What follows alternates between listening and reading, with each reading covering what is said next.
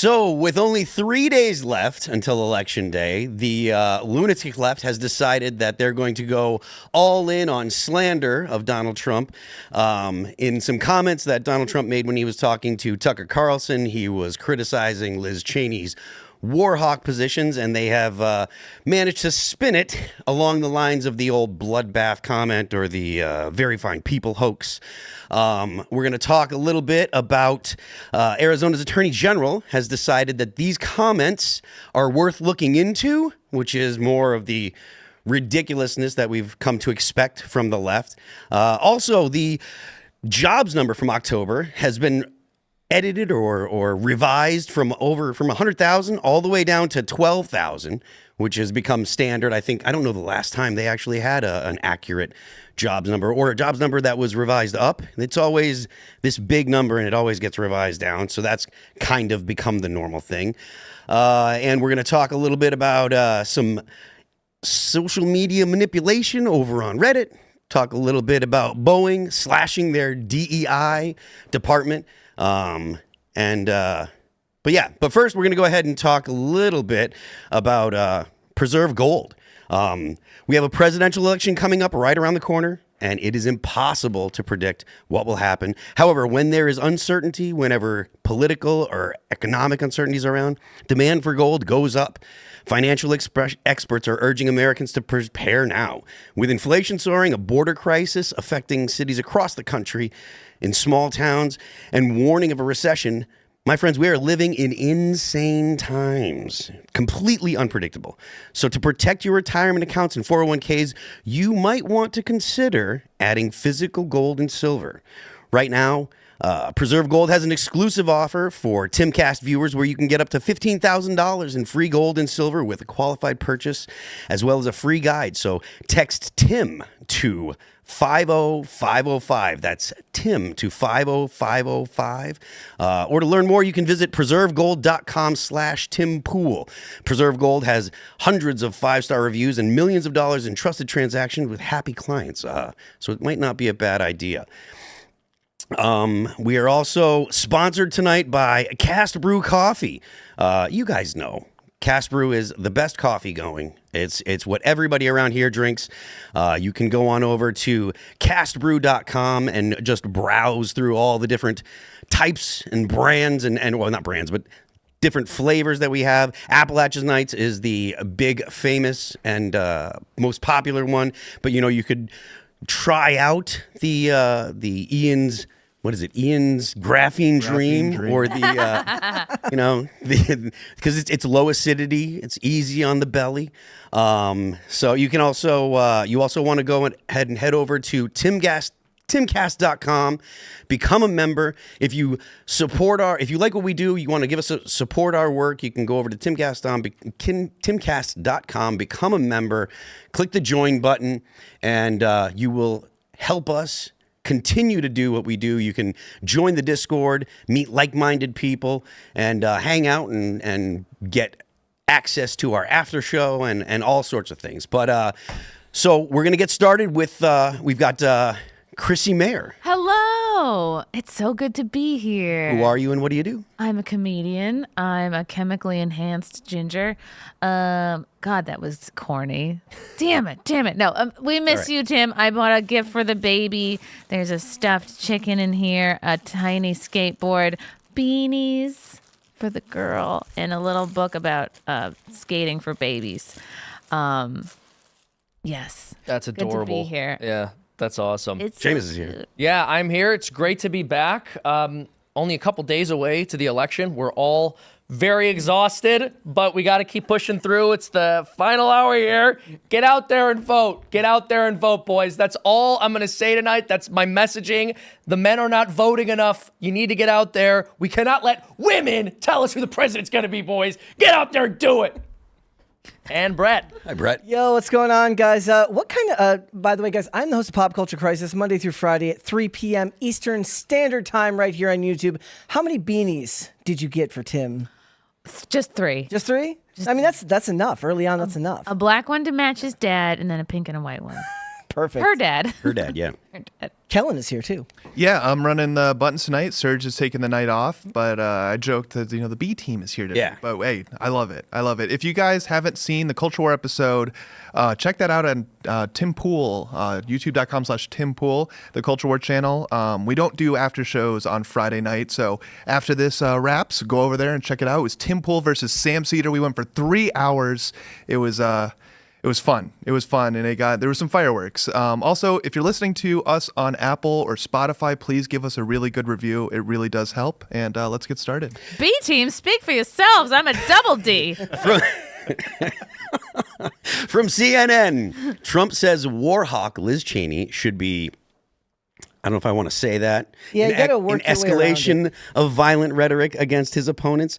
Donald Trump has said former Rep. Liz Cheney is a war hawk who should be. Look, I wasn't Something. calling her a war hawk. I was calling her a warthog. As he raged against Oh my God. one of the most prominent inter-party so critics bad. while campaigning Thursday night in Arizona. She's a radical war hawk. Let's put her with a rifle standing there with 9 barrels shooting at her, okay? That's what Trump said. That is not from us.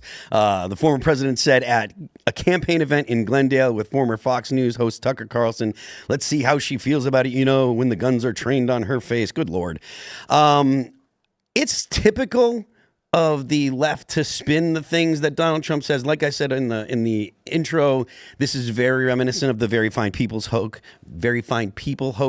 reminiscent of the bloodbath comment. Yeah, what is he gonna do? Just like we were talking before, be on defense all the time? Is he can't live his life just like constantly worried of how everything he says is gonna be taken out of context. He can't, because that's gonna be really stifling for him. And He'll still find a way anyways. at this it doesn't point, matter. It doesn't matter. He's always shooting from the hip. At this point, after this many years, you know who Donald Trump is. And No, I don't. Actually, I don't think that's true. So one of the things that I found most I thought you were interesting. going to say I don't know who he is. No. So one of the things that I found most interesting was what we're in right now is a lot of people who dislike him don't actually like to consume. They like to read the headlines.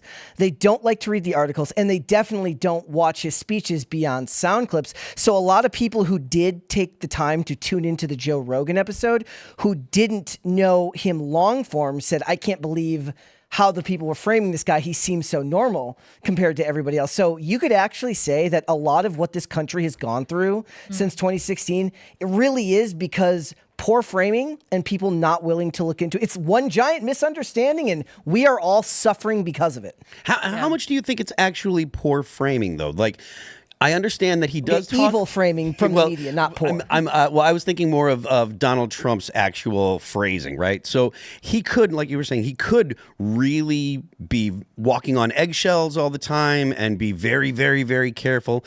That would be very out of character for Donald Trump. Do you think that if he were more careful, there would be more charitable takes from the left? Because it's not my sense that would happen. I think that they would still be looking for any way that they can attack him, because we've heard, Donald Trump is bad, but if Donald Trump dies, JD Vance is worse. JD Vance is already like mega Hitler, just in case. They've already started to plant the seed for that. So do you guys get the same sense, or? No, it'll be just as bad. It was the same way when Ron DeSantis was considered a real contender for him, right? The media went into overdrive working to frame him in the same way. oh yeah, they're like, look at him. He's wearing high heels. He's wearing high-heeled cowboy Well, I mean, boots. that actually was funny. Yeah, I mean, the whole situation's ridiculous, and this is something they've been doing nonstop since 2015. Every time the man says anything, they try to interpret it in the worst possible way. This goes back to long before Trump as well. It's just that Trump speaks in a bit more of a bombastic way than most Republican politicians, so there's more for them to try to pick from and twist. So with Romney, when he was basically begging the left-wing mob to accept him, I have binders full of women applying for these jobs. What he's basically doing is giving us assent to their narrative. Yes, we should prioritize this DEI initiative of making sure women are given priority in the workplace and we hire them over men. And they made fun of him for that because he said it in a clumsy way. And they tried to make him out to be a sexist over it. So look, there's no way Trump can avoid being taken out of context at this point. And what they're doing here is really egregious. Ultimately, it's on them. I don't think there's anything he can do to stop it. I really don't. No, once you put him on defense, he then actually loses support from his own side, because one of the reasons so many people like him is because he does unabashedly go against what they're saying without fault, right? So if you turn that on its head and he becomes a completely different person, he not only loses support from his own side, the media is not going to frame it any better. Nobody on the left is going to suddenly accept him. That's never going to happen. He is on his only path forward. The problem is it only gets worse from here because the media is never going to change. Yeah, that's kind of my sense as well. Especially, like Seamus made a really, really good point. The most milquetoast of Republicans, the most vanilla, least offensive Republican that you could possibly come up with, Mitt Romney. He said the binder's full of women comment, and that was spun to be a sexist, terrible thing. And I think there was something about his dog that happened to. Oh, he had a dog. Well, so he had a dog named Seamus. Was it really? Yes. That's what. I'm so glad that I brought that up. When your name is Seamus, you'll be like, "Hey, my name's Seamus." They'll be like, "Oh, I had a dog named Seamus." It is such a common dog name. They're like, "Oh, I had a dog named Seamus." I'm like, great. Imagine cool. being named Max. I'm sure everybody. Oh, named dude, Max Or Fido. Fido. Yes, all of the men named dude. Fido. Spike. Don't name your kid Rex. It's going to be awful for him. But yeah, there was somebody like his family put the dog on the roof. I don't know, but. Leftists will post clips, not leftists actually, to be fair, more shit libs, but they'll post clips of the 2012 election cycle and the 2008 election cycle. And, they'll try to juxtapose how kind and really in many ways like acquiescent McCain and Romney were to Obama as their opponent. But then they never followed up with, like, maybe we should be introspective about the way we treated those men. Like, they were very, very kind. We still called them Nazis. We still said they were horrible people. Like, we still claimed they were going to destroy America. They claimed that Mitt Romney, fired a woman, and it was personally responsible for her dying of cancer or something like that. There was just so much nonsense. Cancer. Yeah, exactly. There was so much, horrific attacking of Romney, who I don't like, right? But then you just go, okay, so they're just going to keep attacking Trump. There's never going to be any introspection. And then the next, when Vance comes along, if he becomes president, it's going to be, he's even worse than Trump was. And Trump was a civil Republican and blah, blah, blah. What is Mitt? What is Mitt short for? Mittens? Mittens. Mm-hmm. That's actually mittens. Mittens Romney? I mean, it's a cat name. I mean, but I can't. I mean, I don't know how you end up with that name as a man. As a politician, you're like, who did he represent? Mitt Romney? Yeah. Utah. He's from Massachusetts, right? Well, he was from Massachusetts. He was Mormon, though. He was the governor of Massachusetts, and then he was the senator from Utah. It does somehow have that type of good old boy type name to Mittens? it. No, Mitt. Oh, Mitt. Mitt. Okay. Mitt itself. It's catchy and you remember it. Fair enough. How many mitts are there? Yeah.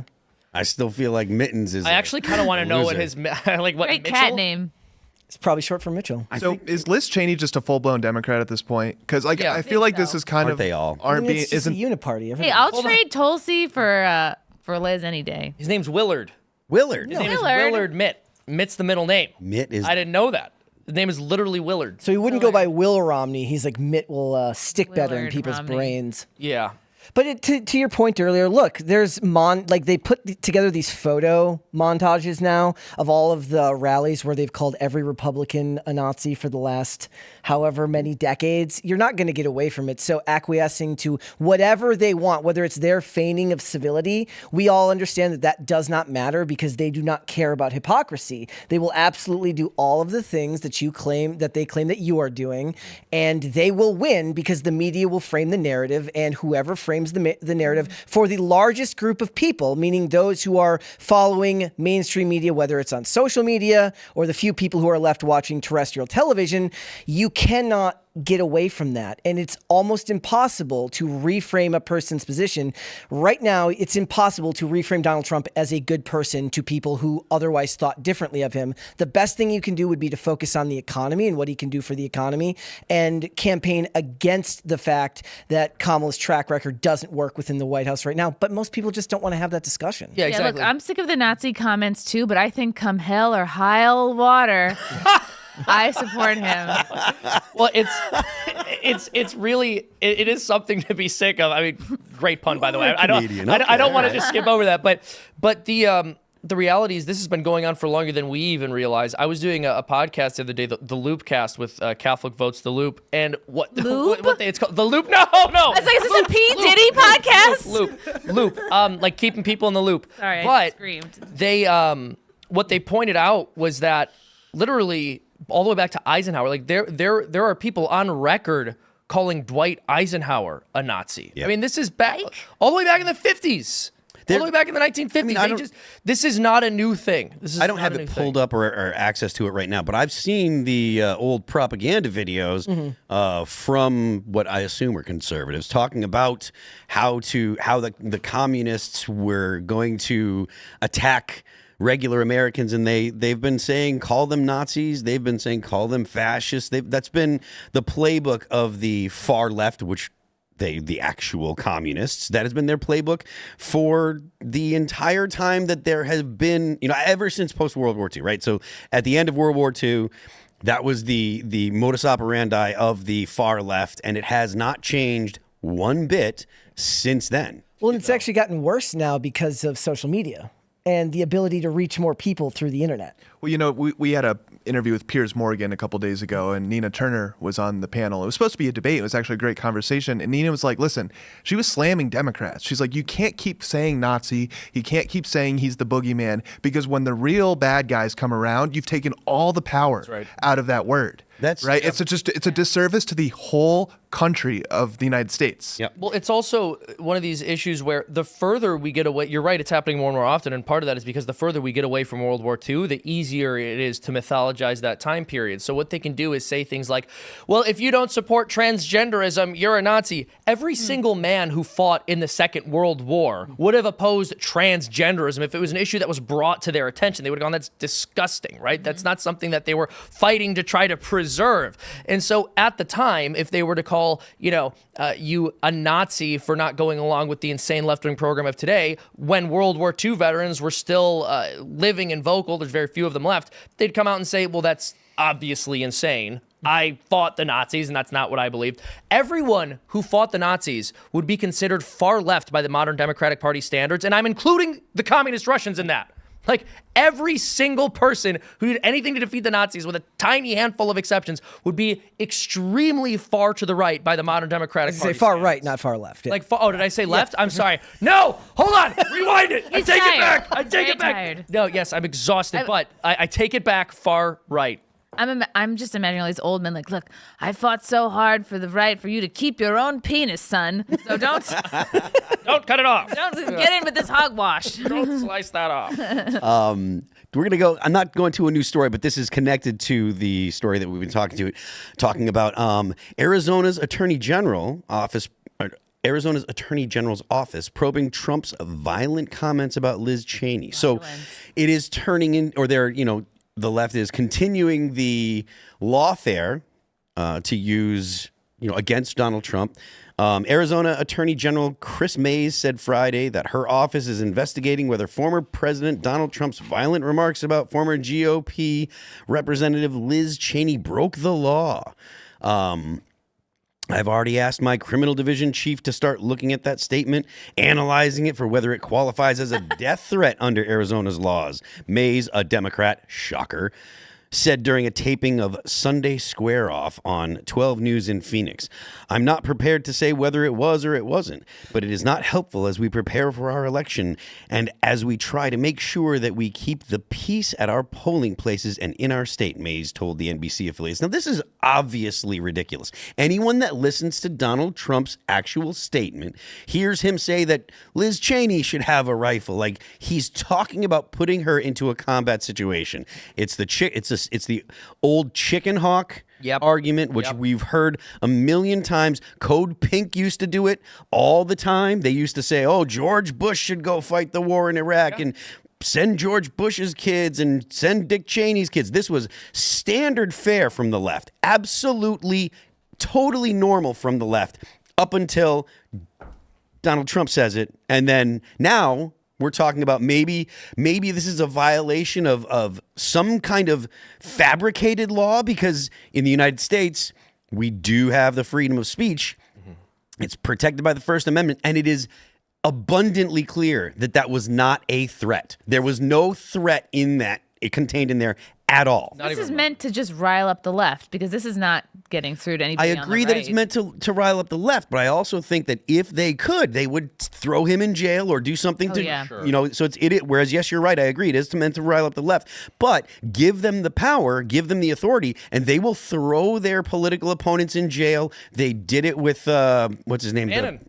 What? Yeah, Bannon, the guy that did the whole voting meme thing. I forget what his name is. Douglas. And then they will have the absolute Douglas Mackey. And when Jimmy Fallon makes a similar joke just the other night, and that's definitely not going to happen. Okay. These things are intended to to put a blanket on the right's confidence in their ability to speak. So I'm sorry for cutting you off. No, I had nothing important to say. But I mean, also recently they've been talking about how if he gets into office, he's going to use the law against the government against his enemies. They are unashamed of the hypocrisy in their ability to do exactly what they say you are going to do and do it right in front of your eyes. There's a reason why you court a low info voting bloc that isn't going to look further into this, because the ones that won't look into it are useful idiots, and the rest of them are the truly evil ones who use your stupidity against your best interests. Exactly. I mean, they always do what they accuse you of doing. I'm almost wondering if they're going to send Liz Cheney to fight in a war.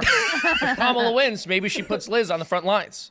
When I read stuff like this, it's like you're either evil or you're stupid. No, they're evil. One or the other, because either you're so dumb you cannot see the context and see what he was actually saying, or you're evil and you're choosing to ignore the context. Right? Like that's the two I options. think a lot of people, they don't want to like put the time in to get the because that takes time to get the full context. Who's going to sit down and watch all 3 hours of the Rogan podcast, other than people that are like us, who it's our job to kind of know what's going on there. But that's the point. They use it against you. They use the fact that the average everyday person has a busy life. They've got a husband or wife. They've got kids. They've got a job. They used to trust these organizations to take the relevant sound bites and create the proper context around something. Now, there's a lot of discussions about whether news was ever really unbiased, and that's an interesting discussion in and of itself. But that is used against them. We know now that, 80% of journalists are Democrats, or registered Democrats, or it's even higher than that. I think in the corporate press, it's significantly higher. Okay. So the point being is that they use your inability to spend 3 hours against you,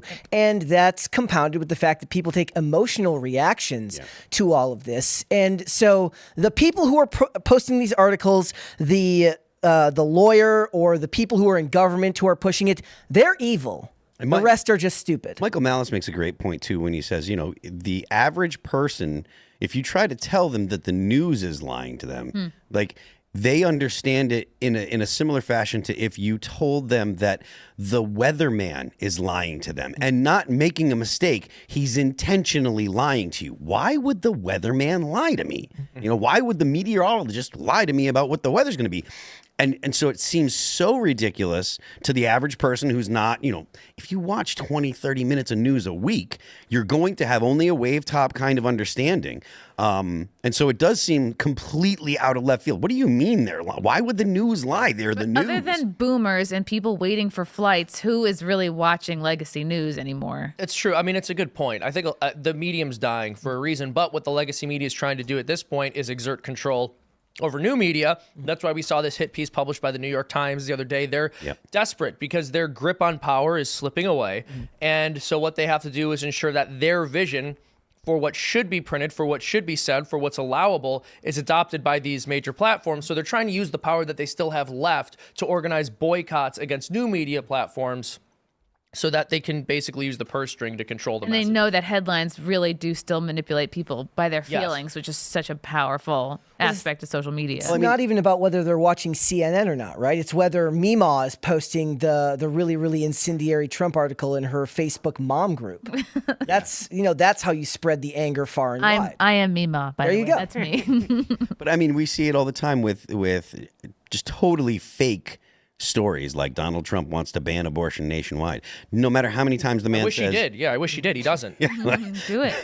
Seamus is like, based. No, yeah, I wish he did, but it's like they're lying about it. Yeah, and whether it be that or, I mean, there's any number of things that, like Donald Trump in Project 2025, he has no interest in Project 2025. He had nothing to do with it. But, and even though there's plenty in Project 2025 that would actually be really good for the country, people that have this understanding of it because of the way that they're told things by the media, they have this understanding of it to be like, oh, this is how you get to the, the red dress show with the white Handmaid's Tale. Handmaid's Tale. Yeah. This is how you get. Yeah. Phil was lying. He watches it all the time. He just wanted to pretend like he hasn't. Part of what's so funny about A Handmaid's Tale is the women all look very angry while wearing bonnets, which is just a comedic image. Just seeing like an angry person in a bonnet, like, meh. Somebody like messes with the tassels. Inherently funny about it. It's like, this is such a goofy show. So where do you draw your ire in these situations, right? So my anger is with the media, who is worked tirelessly to slander people for the last, decades upon decades, but especially the last 8 to 10 years.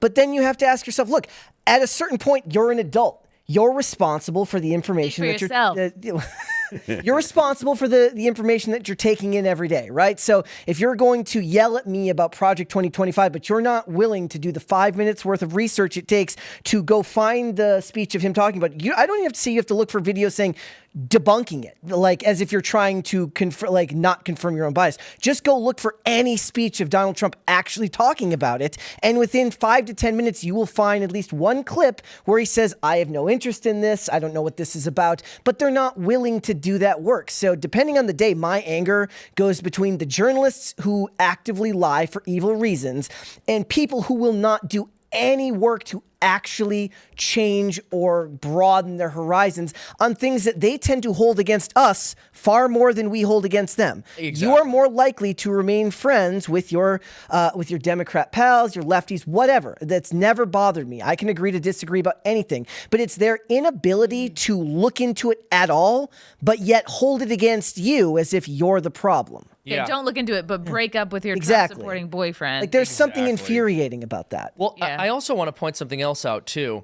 If you all remember, it was about a year ago when Zelensky said to Americans, had the audacity to say to us, if you don't keep funding our war effort, soon you're going to have to send your sons and daughters to fight for us. So we have a foreign leader telling us as a nation that our young men and women should be sent to fight in a war to die for his interests. But Donald Trump cracks a joke about Liz Cheney fighting in a war, and they clutch their pearls. That is just beyond what is allowable in terms of the Overton window or the discourse. That's insulting. It's shocking. A foreign leader got on television and told you your sons and daughters should be sent to fight in a war that has nothing to do with you. But Donald Trump says this woman who is voting in favor of wars, whose father voted in favor of wars and got tens, if not hundreds of thousands of people killed, should probably have to fight in a war too. Oh, you can't say that. No. Wars are things that people we have contempt for and don't care whether they live or die are sent to fight in. You don't say that about a political leader. Yep. Don't we have troops overseas? Don't we have? Yep. In Well, Ukraine, there are probably American volunteers. There are no official U.S. servicemen in the U.S. in Ukraine. That will be in the intelligence reports what 2 about, decades from now. like service them, like trans people. Well, I don't think that there's a lot of Americans that are direct action thems. I think that most of the direct action Americans are still mostly guys. There's not a lot of combat thems. No. I like service. No them. door kickers that are they, you know. All right, so moving on to the next story. The U.S. economy added just 12,000 jobs in October, impacted by hurricanes, Boeing strike. Now, this is rounded down or adjusted from 100,000. So less than, it's just a little bit more than 10% of what they initially estimated. And it is coming out right before the election. I mean, I'm a little surprised that it came out when it did, but then again, it is Friday, and What time did the story come They out? want it to be. Yeah. They don't want this to catch on. it came out this morning. Okay, so I'm surprised they 8:31 didn't wait a.m. till 5. I kind of feel the same way. Yeah. But I don't know the last time that there was a revision up. So job creation in October slowed to its weakest pace since late 2020 as the impacts of storms in the southeast and a significant labor impasse dented the employment picture. Non-farm payrolls increased by 12,000 for the month, down sharply from September and below the Dow Jones estimate for 100,000. The Bureau of Labor Statistics reported Friday. In what had already been expected to be a downbeat report, October posted the smallest gain since December 2020. Remember what December 2020 was? I mean, we were in the throes of COVID. This doesn't speak well for the next 6 months, or what the next administration is walking into. So personally, I don't have a lot of faith in the left's economic plans. They've proven to be less than stellar in the past 4 years. I would like to see Donald Trump. And not even that I think Donald Trump is the guy that's actually writing the economic plans for the U.S. if he were to be the president. But I would like to see conservatives because conservatives' economic plans tend to be more successful. They don't need to talk about what they're going to do for the economy because the economy is great. Have you not listened to Don Lemon? I keep hearing that consistently. Yeah, Don Lemon said it like, what do you mean the economy's bad? What do you mean grocery prices are affordable? What? You must be stupid. The difference between being a grower or a shower. Well, the great thing about the I love Chrissie, Mayr, and Seamus. the great thing about the economy is that when it's doing well, you have to tell everyone that it's doing well or they won't notice. Yeah. Because none of us can. I watch the news every day to try to figure out whether the economy is good because I can't tell based on my day-to-day life. I'm like, You can tell at the grocery store, really? I'm like, is this good? Is it harder to afford things? Is it easier to make money? I'm like, Am I broke? yeah, am I broke right now? Well, I thought I was, and then Don Lemon told me everything's great.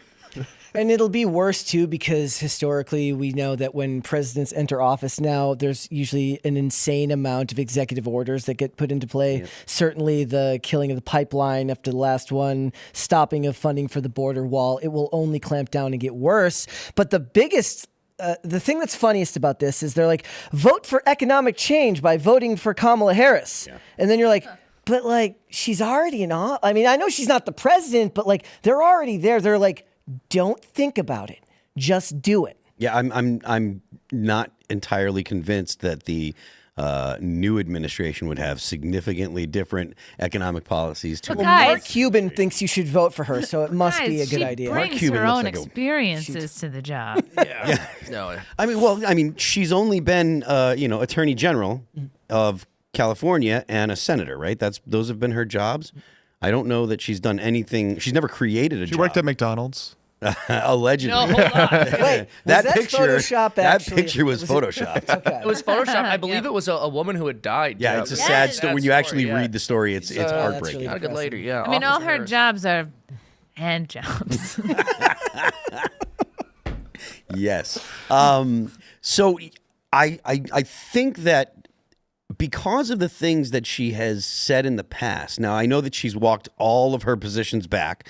She said that I don't support this, I don't support that, I don't support this. All of these positions, these economic positions that she had been endorsing in 2019 when she was running for president on her own ticket, all of these terrible economy destroying positions, she's walked them back.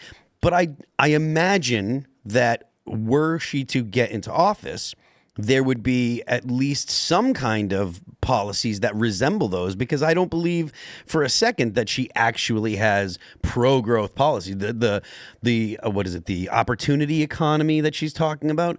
She's not talking about, making policy that's actually going to make it easier for the job producers to produce jobs. And as much as the left hates to hear it, the people that make jobs, they're the millionaires and billionaires.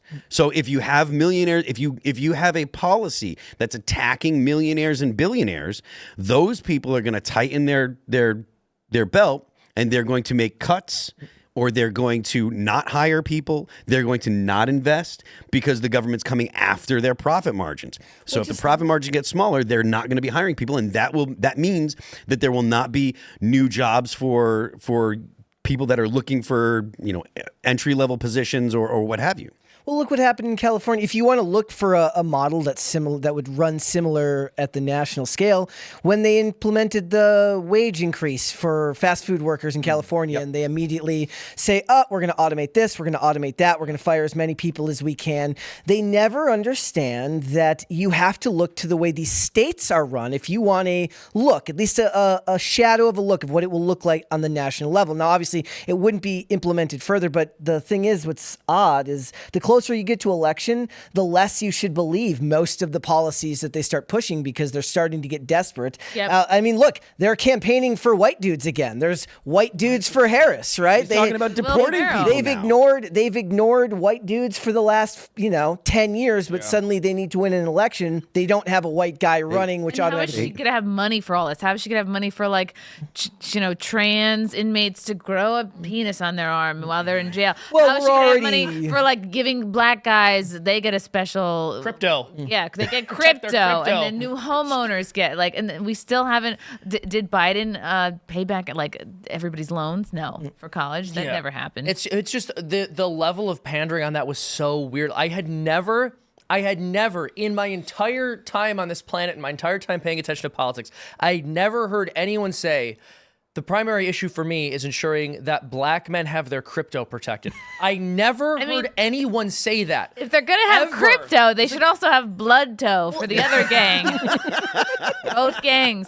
But it's like we never at any point in time heard it's not like black people are coming together and be like, we need where was the systemic racism in crypto? It's just not a thing. This is not a thing. But the campaign is just trying to promise, as you said, they're just trying to promise people whatever they think will get them to vote. It almost seems like she knows she's going to lose. Like, this is a campaign that a candidate would run just to keep up with the appearances. Everything the lack of what she says at all these speeches and podcast appearances she's doing, right? Everything's, I'm from a middle-class family. Like, she's kind of just appeasing the donors. It almost seems like she doesn't think she can do it. The thing that she has that seems to be the most compelling is abortion. Yeah, she wants to let the women kill their babies. And even that she has to lie about because the federal government isn't going to be doing anything. Because it's not on the ballot at all? No, well, not only that, but the federal government, the Supreme Court said that the federal government can't make a nationwide law about it, that it has to go to states. So disgusting the way she'll frame it in a rally, and she'll be like, this is about, you get to plan your family the way you want. You need to have the freedom. I'm like, you're talking about abortion. you're not talking about planning a family. The opposite. Yeah, you're talking about killing a baby. Yeah. Oh, I've literally, there's this page, Kamala HQ. Have you seen? Yeah. And they will just post flagrant misinformation just constantly. They will just make things up. And they had a line where it was, I can't remember if it was JD Vance. And to be fair, it might have been an adjacent account, another one of these left-wing accounts, but they were talking about how Republicans are going to try to track women's menstrual cycles and have a database, which is the most. All right, there's an easy way of determining what life in America is going to start to look like since Roe v. Wade was overturned. And that is the 200 years of American history prior to Roe being decided. Look, Seamus, they weren't tracking women's menstrual cycles in 1972 and earlier. If you want a red wave, you have to track our menstrual cycles. Maybe they're just trying to help them out. They're like, look, if you can pay attention to the women in your life, if you need to know when your wife is going to be upset, you got to track the menstrual cycle. They're just trying to help. I don't need to track anything. I can tell when she's being a see you next Tuesday. She's eating a bunch of ice cream again. I'm screwed. It's just so creepy. And it's like they're going to have a pregnancy database to determine if they are going to throw you in jail for a miscarriage. It's like, shut up. You're lying. You're lying. Nobody, but I shouldn't say nobody believes it because some handful of people actually think that'll happen. A lot of people. Dude, here's a story.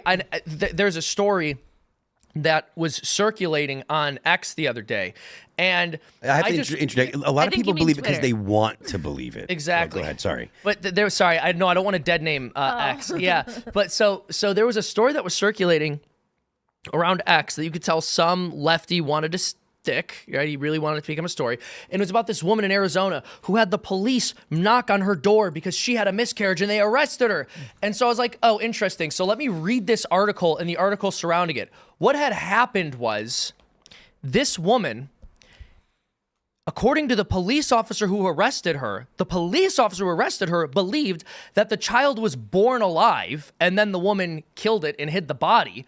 But regardless of whether that happened, because the investigation didn't prove that happened or not, but what they said was This woman was smoking meth while pregnant. She was past the point of viability. The autopsy showed that the unborn child was between 28 and 32 weeks, which if you want to look at what a 28 to 32 week old unborn child looks like, it's a full blown baby at that point. It really is. They survive outside of the womb at that point. Yep.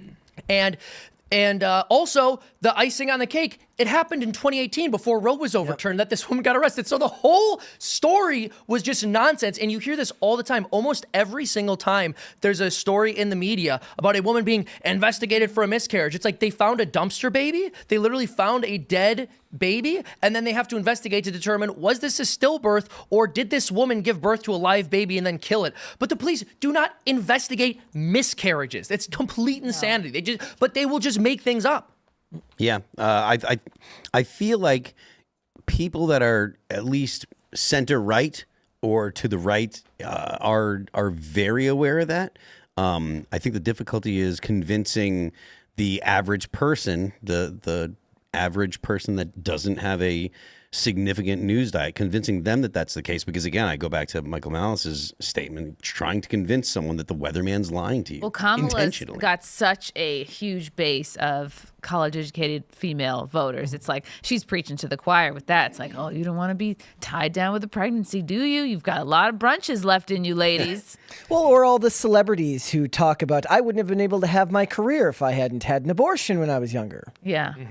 That's pretty horrible, I think. And I think that's disgusting and terrible. But on some level, it's like it's more honest than what they continue to say right now, which is, well, if we don't have abortion bans, all of these women are going to die. And it's just a lie. No. It's not true. They'll make these stories up. They'll fabricate information. They'll leave out all of the women who died from having abortions before Roe was overturned. But the center of the bullseye for them is, yeah, we want to just be able to discard with human life when it's not convenient for us. Also, a story that's framed to be that terrifying plays into the villain-esque role that they've created for Donald Trump and for Republicans. So there was this meme going around. It was like Trump as Thanos. And I was like, look, this is the problem, is you can't separate how you look at a Marvel villain. Because first of all, there's like endless interviews of lame movie producers and writers who are like, oh, Donald Trump was the inspiration for this character, or Elon Musk was the inspiration for this character. They can no longer separate, rightly, the difference between actual politicians who are trying to enact some type of governmental policy and weird Nazis and war criminals, right? Because they actually have framed the war criminals as the good guys because they're the part of the uniparty now. So it's plays into all of their deluded fantasies that there's this evil that they're trying to stamp out. Red Skull and Jordan Peterson. Yes, Red Skull and Jordan Peterson. Yeah. And Neil Jordan Lobster. Peterson. That's Jordan a throwback. Peterson is, again, he's very, very mild. Like he's not Nazi, even full-blown Nazi. You know, you never heard Jordan Peterson speak? It's I mean, a total Nazi, that guy. He's such a mild-mannered, he a Canadian, so right off the bat he's that's extremely mild. polite. Yeah. He's not going to be an aggressive dude. He never was. The only thing the only reason people know who he is because he was like, I'm not going to say those words. Yeah, Also, Elon Musk. It's what they've done to Elon Musk as well. What's really funny is there was an interview with Robert Downey Jr. who talked about Elon Musk cosplaying as Tony Stark. I'm like, no, you're cosplaying as Tony Stark. Elon Musk is actually Tony Stark. That's hilarious. Yeah, he's That's actually hilarious. making rockets. Yeah. But it just goes to show, as I mentioned earlier, even Ike Eisenhower, and I'm sure people before him were compared to Hitler or compared to the Nazis. And yeah, you look at Jordan Peterson as if he's out there like, I'm just asking questions about like racial superiority, man. I'm just curious. Clean your damn room. I mean, the Nazis they were tidy. Yeah, but what he points That was out, Hugo Boss, I thought. well, that's the thing. Actually, Jordan Peterson's room is very messy, so maybe he couldn't be a Nazi. Right, yeah, Nazis right. were No. about being tidy. Just couldn't But keep it together. this is the other thing that they'll do is they'll take things that were normal in every culture throughout all of history. So like just make some insane thing up. Just make up an insane policy right now. If you don't clean your room, then you have to go to a re-education camp. All right, Like, let's just say the left proposed that for whatever reason, and then someone was like, "Well, I'm against that policy." You know what other country didn't have that policy? Nazi Germany. Or like Nazi Germany. They will just they'll try to bring everything back to that. It's like saying like, oh, Trump held a rally at Madison Square Garden. You know what else happened at Madison Square Garden? A WWE event. Nope, Nazis. Yeah, well, they'll be like, did you know that like transgenderism wasn't accepted in Nazi Germany? It wasn't accepted anywhere for all of history. It wasn't accepted in the USSR. It was never accepted anywhere until 5 minutes ago when you started forcing it on You them. have to like it, and you have to hook up with them, whether you like it or not. Stalin killed a lot of gay people. Stalin he killed a lot of people. He killed a lot of people. But yeah, you're right. Like,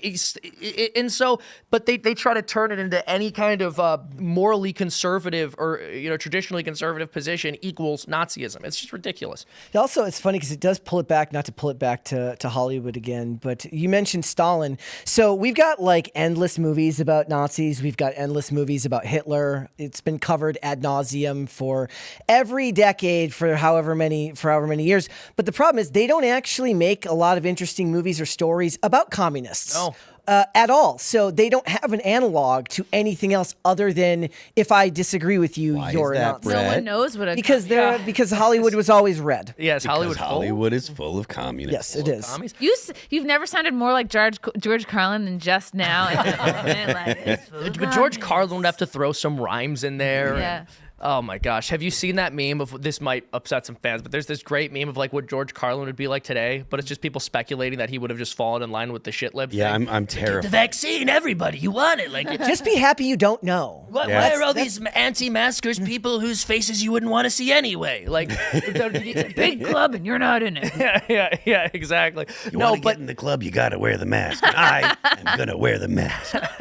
But no, it's very sad. We don't really talk about communism often enough, even though it's one of the most horrific ideologies that's existed historically. And it's gotten to the point where whenever media of the Cold War era is created, they always depict the fear of communism as this silly fad that was nothing more than a moral Overblown. panic, and it was totally overblown. It's like, hold on a second.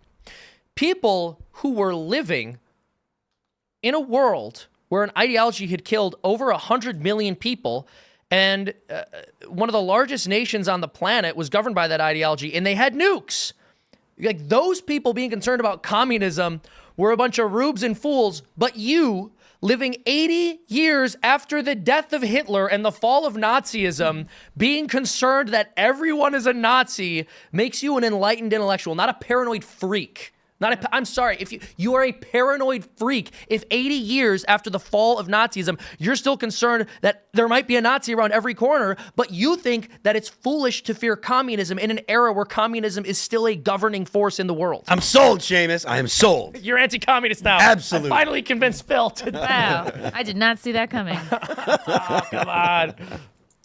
All right. Anyway, so yeah, we were talking about the jobs number. Sorry, and yeah, we got Yeah. awesomely sidetracked to dumping on communism, and I think that's a positive thing. It is a positive. So why don't we go ahead into something a little more light? Busted. The inside story of how the Kamala Harris campaign manipulates Reddit and breaks the rules to control the platform. Now, I know that there's going to be people that are going to say, oh, there's people that aren't aware of what Reddit's like, and they're going to say, that's terrible, that's a bad thing, it's more of the same. But if anyone's familiar with Reddit and the way the mods behave, it is an absolute leftist mess. It is atrocious the way they got rid of the Donald Trump Reddit just because they're like, people are here saying nice things about Donald Trump. We ain't having that. So from the Federalist, for years, many have speculated that Democrat political candidates may be filling social media with fake posts to deceive the public and make their campaigns and causes seem more popular than they are. These claims have often been dismissed by the left, citing that Democrat voters are already more likely to be on the internet compared to their not as tech-savvy What? Republican counterparts. Yeah, and don't you know Republicans are dumb? So Republicans totally dominate the meme game online. Like, most independent media is right-leading. That's what they're always complaining about. I mean, I'm on board with you. Again, you sold me already.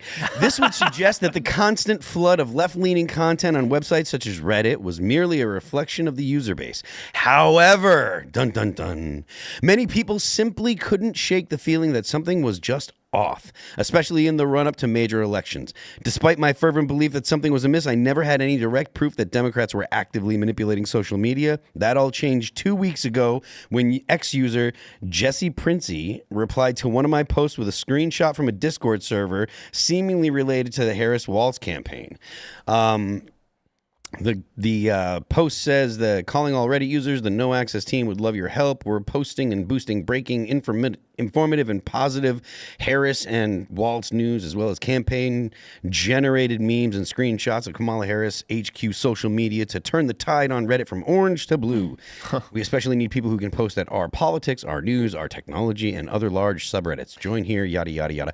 I don't think this is a surprise. No. And anyone that spends a decent amount of time on X might be familiar with the fact that there are some accounts that are far left that don't have a lot of followers, but they'll post something and it gets tons of shares and tons of likes. And there's been a lot of speculation that it's people on Reddit. They say, oh, this particular post, or hey guys, and someone will go and they'll say, hey, I posted this. Can you give me some boost this and blah, blah, blah. And all the people from Reddit on these subreddits will go ahead and jump in there and like it and retweet it, et cetera, et cetera.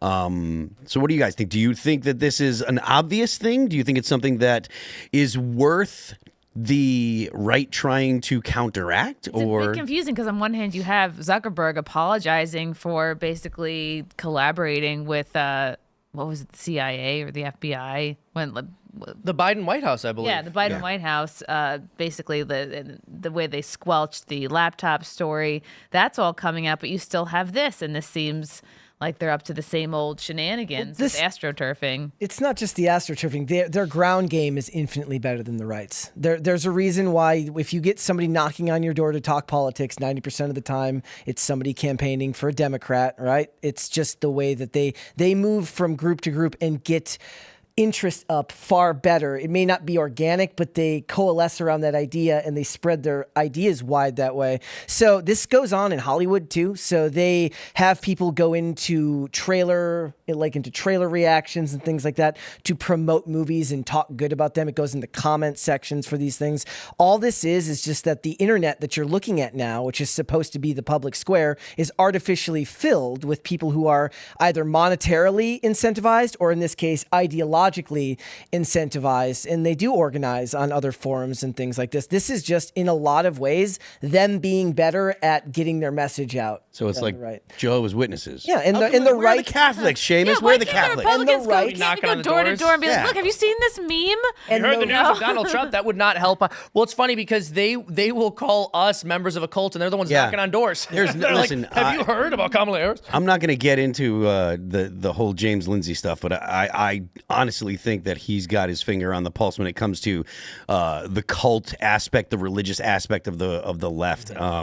He's focusing on the right currently, but he's really brought to light a lot of the esoteric kind of foundations of like the statist ideas from the left, and how without traditional religions, that doesn't mean that religion goes away. It just means that it's filled. There's a hole void there. that gets filled by something else. So yeah, no. Listen, part of what's really interesting about this though is that they felt a need to manipulate Reddit, which is already a very, very left-leaning platform. That's the first thing that I thought. Do you think that's because it's a friendly base, and they feel like they get more traction because they already have a foothold there? I mean, it's possible, but you'd think that if a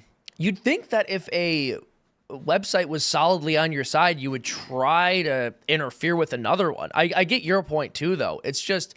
It's you think it would be more? It would make more sense that they were trying to do it on X somehow. Yeah, like or X or maybe Facebook, maybe or OnlyFans, like a platform that's maybe more friendly to them than X, but is not as overtly left wing as Reddit. Because everyone like Reddit, it's basically Tumblr in terms of politics. It's probably a little more establishment than Tumblr was, but it's very, very to the left. When Elon Musk bought Twitter, it kind of like was a crack in the Democrat social media, like the dam. Yeah. Because Democrats have controlled all of social, every platform, anything that was popular, Democrats had such control over it. And then Elon buys Twitter. You get the Twitter files, right? You get Joe Rogan is the top podcast, and these are cracks in the dam. And now the water's flowing out, and people are seeing it, and they're saying that's why Reddit has become a problem. They're like, oh crap, like we're getting more leaks, and it's continuing, and that's why I think at times it's like the stuff they post is so out of touch because they didn't need to care before. They had such control over it. It didn't matter what they said. It was going to be successful. Again, not to reference Jordan Peterson too much, but he made a point that 0 is a special number. When you have no outlets that are promoting a particular perspective, then you have a very, very, very difficult time getting anything out. All you need is one to actually make a dent and actually have significant effect. And I think we saw that with Twitter becoming, being X and Elon Musk taking over and the Twitter files, of course. That was helped along by people like, Sullenberger and by Barry Weiss and by Matt Taibbi and stuff, because they're well respected. But it was the fact that X was the place where you could go and not get booted just because you dead named someone or something like that. Right. Yeah. And like Trump used to he's new to addressing the whole like trans agenda and the sterilization stuff. Like he wasn't even talking about this in 2020, but it's because of the pandemic and like moms in particular seeing, oh, this is what's going on in our kids' classrooms and they were able to voice their concerns to more conservative outlets, and they kind of picked up like Daily Wire, like ran with it. And now it's like what you said, you just need one. And then pretty soon everybody's covering these issues. It's one of the reasons why they work so hard to demonize alt media. And in general, if you can discredit, it's why your leftist friends will tell you, well, you got your news from Fox. It's not true. Well, if you have any leftist friends, it's why they'll tell you, well, that story isn't true. It's from Fox News. That story is not true. You got it off X. They're clearly just lying. It's disinformation. When you go to the source and you discredit the news outlet itself or the platform itself, it allows them also in a weird way to stay in their own echo chamber because they don't have to actually take into account anything you're saying, because they can just say, well, they got it off this platform I don't agree with, therefore it must be wrong or lying. And they do that with the supporters of Trump too. Like, oh, how could you vote for someone who has the support of these people or Fuentes or whoever's like the hated group du jour? Yep. So awkward silence. Awesome. Let's keep going. I mean, I will just tack on there. Obviously, Elon buying Twitter was a fantastic decision. I'm really glad that he did that. And it's just remarkable what having a single platform, at least being neutral to conservatives, has done for our movement. There are people that'll swear up and down that X is a right-wing platform now. Not even close. And it's not, because the left is in no way prevented from being there. Their Media Matters, all those sites and whoever has a left-wing bias, they are more than welcome to be there. They do not get banned for having left-wing perspectives, for saying left-wing talking points, making left-wing points at all. They do not get banned unless they break the actual rules. Plus, they wanted the echo chamber, right? Well, yes. So one of the issues is they had the echo chamber before where they got to post whatever they wanted when it was Twitter, and a lot of people who would be able to push back on what they were saying were already banned. It's one of the reasons I think why Instagram tried to make Threads a thing. Remember Threads? And a lot of people who were left-wing media influencers like, I'm going over to Threads, and nobody followed. Nobody cares. If you look at the rise of the popularity of podcasts, how like that's the top media right now. Like people aren't watching MSNBC, they're watching the Joe Rogan Experience. It's because when you get a 2-hour conversation, a 3-hour conversation, it's raw. It's not scripted, it's not structured. Anything can really happen, and people crave the authenticity of that. And so when you see these like AstroTurf posts, you see Harry Sisson going on Twitter, and despite the worst interview in recent memory of any political candidate, he's like, oh my God, she hit it out of the park, right? People are like, come on, man. Come on. Like, this is so obvious what you're doing. And people are sick of it. Like, you can only do it for so long. If you look at the comments section of the Theo Vaughn episode where he interviewed J.D. Vance, people are like, wait, we were being told that this guy's so weird. He's so normal. He's the coolest guy. Like, want to hang out with him. Yeah, that was one of the things that I noticed most is the reaction to J.D. Vance actually getting out into the public space and the way that people said, wait a minute, we were told that this guy's so weird, and he's the most normal dude ever. And I think that you see the same thing probably. I haven't looked at the comments from the Joe Rogan podcast, but I watched the podcast with JD Vance on Rogan, and he comes across as super average everyday guy. He's very smart. He comes across as a smart guy, but he doesn't come across as in any way awkward or anything like that. Yeah. That one time he went into the donut shop was awkward. When you compare him to, Walls actually comes across as weird. You put tampons in the boys' bathroom. He's a very weird guy. Friends with a lot of school shooters, the guy said. He's and I'm sure that there's plenty of stuff that seems weird that's just him misspeaking because it's he's not used to be, and I mean, I don't know, he's a governor, so he should be used to it, or was a governor, so he should be used to it, but maybe he's not used to that much attention from the whole country or whatever. But when you contrast with JD Vance, he comes across as weird, and Vance seems perfectly normal. Well, that's exactly what I'm talking about. The donut shop that you brought up, right? It's scripted. They're like, we're going to do this thing where you go into a donut shop, you're going to seem normal like a regular dude. And it turned out really weird. So awful. It was terrible. It was and then he awful. does the 2-hour podcast. I think it was 2 hours with Joe Rogan. It's like, this guy's kind of cool. Well, and this is part of what's so amazing about the world of podcasting now. The fact that you can have multiple hour-long conversations with these political figures, and you really get to know them. I have never felt like I have known who a vice presidential candidate was in my entire life, to the extent that I feel I know who JD Vance is, just because I've gotten to listen to hours of him speaking. I know about his perspective. Something really struck me when I was listening to this conversation with Joe Rogan. He was saying that his son told Trump a joke. He's like, the joke he told me was kind of a dirty joke. So I'm like, Trump's. I want to know might the be joke. judging me. I know we don't know what the joke is. He didn't tell the joke. But what really struck me when he said that, I just thought, oh my goodness, that's the first time in my entire life I've ever heard a vice presidential candidate tell me what they think about the presidential candidate. Like, that's the first time I've ever heard, like, what their perspective was about them, what their interactions are like with them. Instead, it's all this, like, focused group, rehearsed and teleprompted talking points, really and then you makes get you them for think. 5 minutes. It makes you think, because you're like, wait, why did Kamala only want to do an hour with Rogan? If Trump can do 3, it's not like Trump is less busy than Kamala. Like, she could have done 3 hours, but then you're like, oh, she can't. Like, why was her closing speech 30 minutes? Because the people on these platforms that have the largest reach can't be bought, you'd imagine. So she does the 60 Minutes interview. It goes horribly. And then they edit the 60 Minutes interview so that you don't know how awful it was. Everyone knows that more people catch the clips than catch the live of anything like that. It's one of the reasons why Jon Stewart came back, right? So he can go and they can cut those things up into clips so that he can influence the election the way that he wants it to go.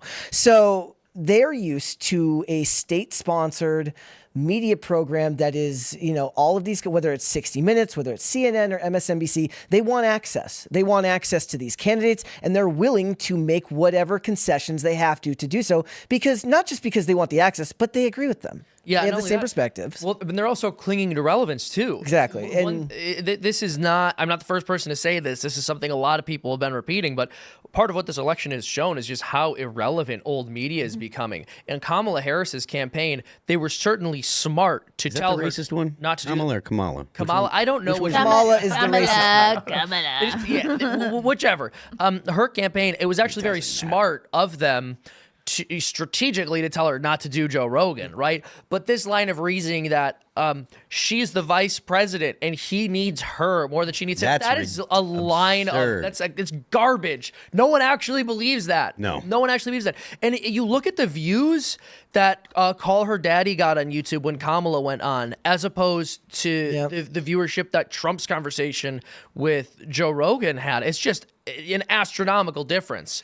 I mean, Rogan crushed Call Her Daddy in terms of views. But that's still going to do them better than 60 Minutes in any of these other ones, right? So she's still granted, those are all people that are already voting for her anyway. She's kind of preaching to the choir on Call Her Daddy. But the most infuriating thing this entire election cycle was watching Tim Walz play Madden and the strategically placed Mountain Dew bottle that he didn't drink. It wasn't even a regular Mountain Dew. It was diet. And they're just like, he had some stuff. It's like, guys like video games. You know what video gamers like? They like Mountain Dew. Put a Mountain Dew there. Doing Doritos. Yeah, it's that. It's they created a Fortnite map for Kamala with no guns. With no in it. guns, what's the point? That's so It's pointless. fake. Did they just have social workers? Yes. You're a social worker. You have to go around counsel everyone else in the game. It's fake. It's inauthentic, and the fact that most people these days pick up on it still seems strange to me, considering how close the election is. You should be able to see this type of inauthenticity from 10 miles away. My favorite part of that whole Madden with AOC and Tim Walz was there was a retweet of AOC's post or something saying, hey, check me out on Twitch. And this guy's like, yes, that's exactly what I'll do instead of watching 7 hours of NFL Red Zone. I'll go watch Tim Walz play Madden. I'm like, dude, like someone told them in the back room, like, hey, let's do it on Football Sunday, right? Because people like football and it happens on Sundays. So play the football video game on Sunday. It's like, dude, no. Like people want to play the game themselves. They're not going to watch Tim Walz play Madden, especially when real football's on. Yeah, no, you don't think they want Tim Walz's extremely interesting commentary? Well, and there's the other thing too, man. I'm a broken record here because I keep saying this thought didn't originate with me, but this is one thing I heard people saying about that whole stream is that him and AOC were going back and forth with these very rehearsed, boring political talking points. It's like that misses the whole point of doing a live stream where you're playing a video game. The whole point is I'm half focused on something else, so I'm not as inhibited, so I'm just going to tell you how I feel about things. They're going back and forth like, well, one thing I'm here to talk about today is women's rights. And like, let me hit all of my bullet points. You're like, come on. And the biggest takeaway from that was people were just looking at AOC being like, is she pregnant? That's right, Face is yeah. different. My favorite thing about that was when Milo said that she looked like a serial killer that was dressed like AOC.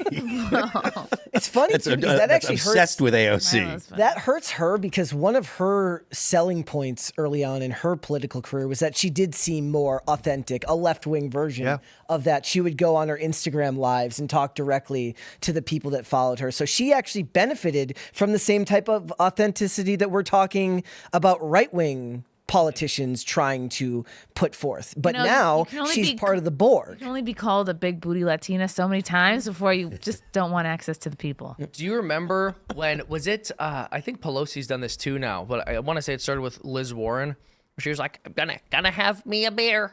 Oh yeah, Like, open the beer in a way that and her husband smacked her on the butt. What? Yeah, that actually happened. I didn't remember. Tim that brought it up part the of other night. We watched it, and he literally did. It's so Both the When they beer try to act and the normal, smack I'm like, on the butt were. I know that you're normally drinking children's blood. Like, don't get on television and act like I'm just gonna have me a little Corona here. Both the I would beer rather and see the her- smack on the butt were not natural. They I were would not rather see her drink from like a $10,000 bottle of scotch. At least it's more authentic. No, that's actually true. I really believe that. I mean, people will say Trump isn't humble. I mean, sure, in certain ways he isn't. But I actually think it's way, way, way more humble to be a billionaire and act like a rich person than to be a billionaire and act like you're a broke college student. fairly- It's so obnoxious. It's very, like, there's things that Trump isn't humble about, but the fact that he's just honest about the fact that he has money is very humble. Every rich person wants to act like they're not rich. Yeah. Like, Right. you know, Mark they're guilty- Zuckerberg they're part wants of to the- throw a t-shirt and sweatpants on. You're like, dude, you're a billionaire. Come on. Like,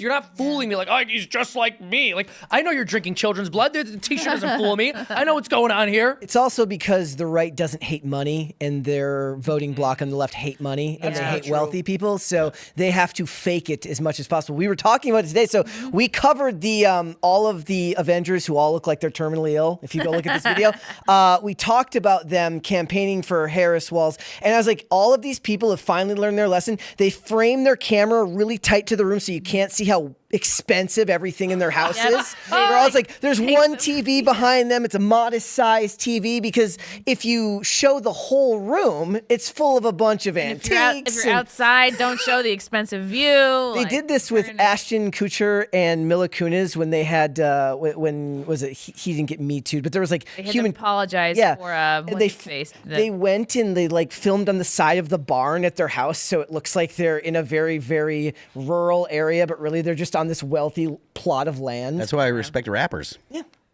They just bling everywhere, flashing. Even if they don't have a lot of money, they're borrowing their friends' wear all their bling, money- so that way they can Bling they on can loan? they can they'll flash it around. It's a business opportunity. High bling interest rate. They're gonna borrow as much as High they bling can. You know, Yeah, they'll go and they'll rent stuff. They'll go and they'll buy it and then return it when they're done, just so that way they can make the video. Like that's what I'm talking about. You know what? If you can't, like, fake it until you make it, man. You know what's funny? You know what the blink thing actually comes from? What? So People wanting to have a lot Mitt of money. Romney. yeah, Mitt Romney. No, so people want to have money. Basically, if you were making money doing illegal things and you didn't want to get audited, you wouldn't want Yeah. money in your bank account, so you would just buy expensive gold stuff and wear it. Because if you're living in a bad neighborhood, you can't keep it at home in your safe because you might get robbed. So you just put all of your money into expensive jewelry and wear it on you all That's the such a time. bad investment too, because jewelry does not retain its value at all. We talked about it earlier. Gold. Gold is what you invest in. I mean, get look, gold I'm not a financial advisor, but I like gold coins and I like them. So, Like, I'm not a financial advisor or a leprechaun, but I'll get me gold. Seamus, I am a leprechaun. Seamus. I almost made a remark when I was about you and the rainbows when we were doing the gold. piece. Yeah, I mean, that's the Irish financial strategy: is leave your gold out in a field somewhere. The sad thing is if they do win, what all this says to me is that they can just insert any candidate Yep. they want, and that is a dark notion for the country, that you don't even have to win a primary election. Yeah. You don't have to actually even be wanted by your constituency. They can just place You don't So even the have to do the whole DEI song and dance either. The argument that this is the last election that Elon Musk likes to make, I'm not sure if it will be a single party, but I do think that there will be a lot of people on the right that will say it's not worth it to vote anymore. I mean, if there are dejected voters, there will be a lot of people that'll be like, everybody hated Kamala Harris. She didn't win anything. She can't form didn't- sentences. Yeah, she's a terrible She can't candidate. give interviews. She doesn't do anything. She has no experience. She hasn't She's terrible. protected black men's crypto. And she Right. and she still ends up the president. And so that means that the quote unquote deep state wins and voting is pointless and all of our everything is just at the convenience of the government. All your rights are not real. They're And just they all fake. start drinking Bud Light again. It's nothing.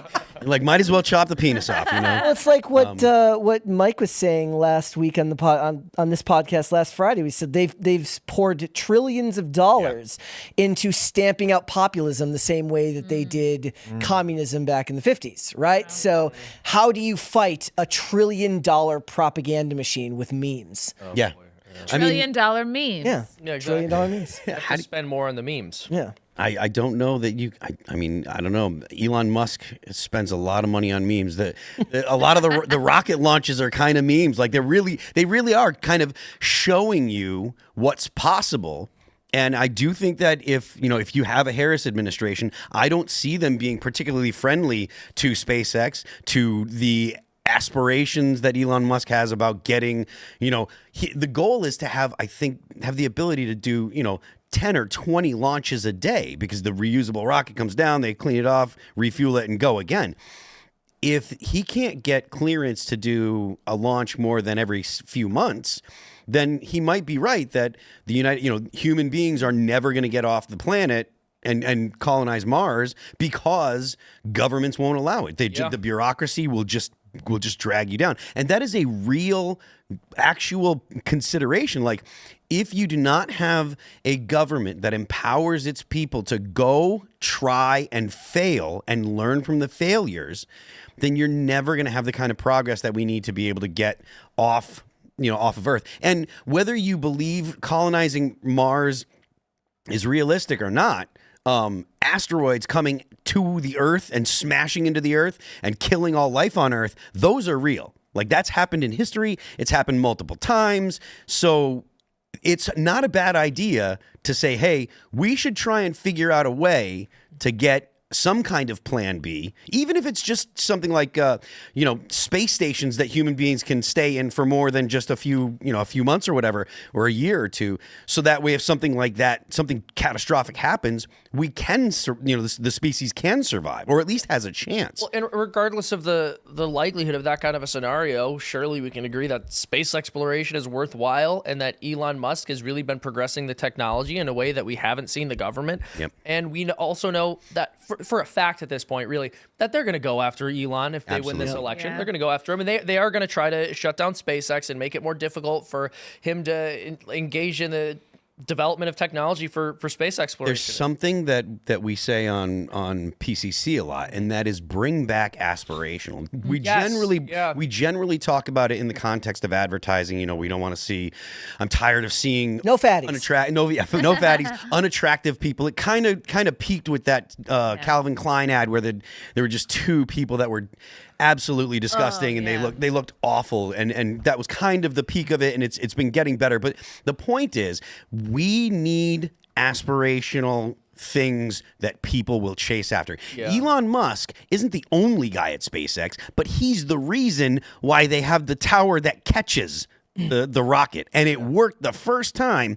It's insane. And everybody, if I understand correctly, it was Musk and one other dude that were like, no, that's a good idea. And everybody else was like, you're nuts. But Musk was like, look, you're the guy that believes in it. I'm putting you in charge. And they did it. The point is, if you don't have people that will dream big and have goals that are beyond what you think you can do, right, then you're not going to have significant progress. You're not, like, all these progressives are they call themselves progressive, and all they do is want to go ahead and hold everyone back, crabs in a bucket, and we need aspirational people. We need people. The reason to have beautiful people in advertisements is so that way you want to try to be like them. Maybe you'll never be the beautiful person in the advertisement, but you can lose some weight, you can go to the gym, and you can be a healthier person for your family and for the people around you. And that's something that's super important. And I think that our society has lost that.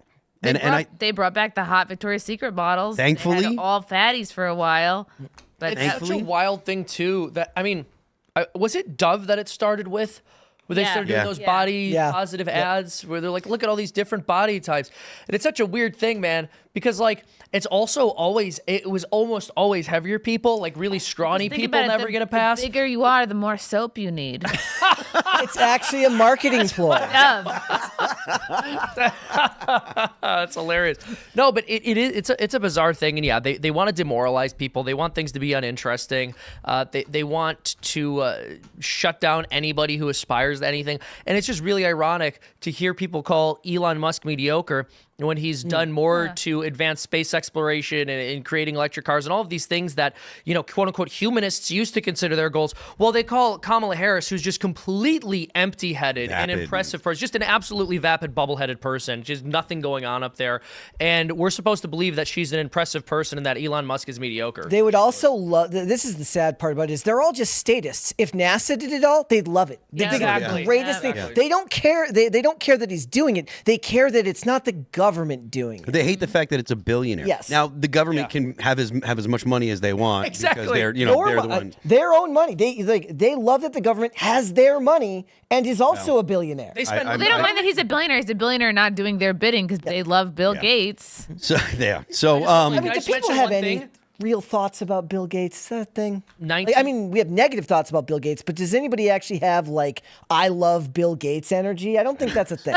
No. Maybe his kids. Seamus. Well, I was just going to say, they get really upset about billionaires, and they'll go, a person could work for, millions and millions of years and never earn that kind of money at a normal wage rate. And you go, okay, the government spends $19 billion per day, per day, the amount of money that they burn through, and you're not interested in examining where that money's going, how much of it is waste. We know the Pentagon fails its audits all the time, and something like a third of the money that we throw at the industrial military complex just vanishes, and you're not really interested Pallets of money just disappear overseas. And by the way, despite what most left-wing pundits will tell you, the military is not our largest expenditure either. We spend more on Medicare and Medicaid and Social Security, and you wonder what kind of waste is going on there. But it's like people Mandatory are only spending. interested in critiquing the way wealth is used when the wealth is being used by a billionaire. But you can't control what the billionaire does with his wealth. You can control what the government does with the money if you vote, but no one looks into it. And it's like, so what's your solution? You want the government to take Elon Musk's wealth so that they can waste it, and then you cannot care that it was wasted because the government did it? What's the end game? Well, yeah, because that doesn't make people feel insecure. Like, I could have been a millionaire too. So I think you're right. I think it's an insecurity thing because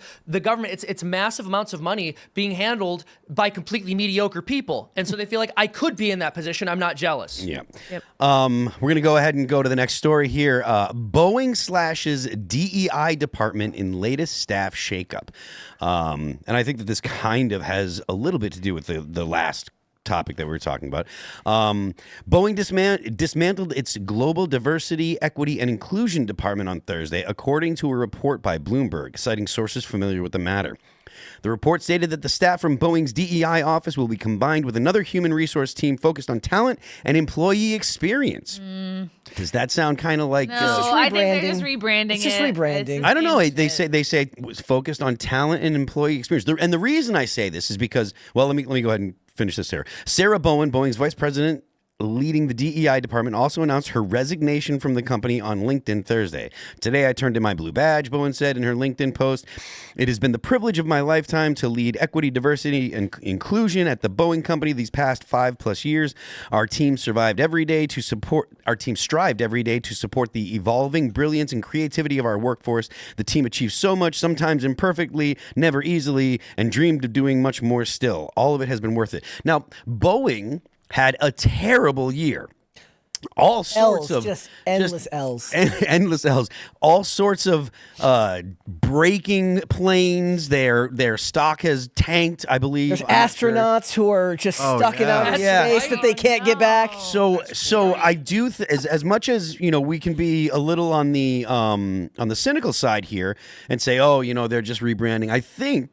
I like to think that the general tenor of society now, and in conjunction with tangible losses and damages that Boeing has to absorb, has made them say, hey, we actually do have to hire based on merit. And especially when you're dealing with a company like Boeing, because not only are you're dealing with planes, all the stuff with the 737 was a nightmare, and that shook a lot of people's confidence in flying overall, because 737s are every Southwest airline plane is a 737. They're ubiquitous. You can't go to the airport. Obviously, you can't go to the airport without seeing them.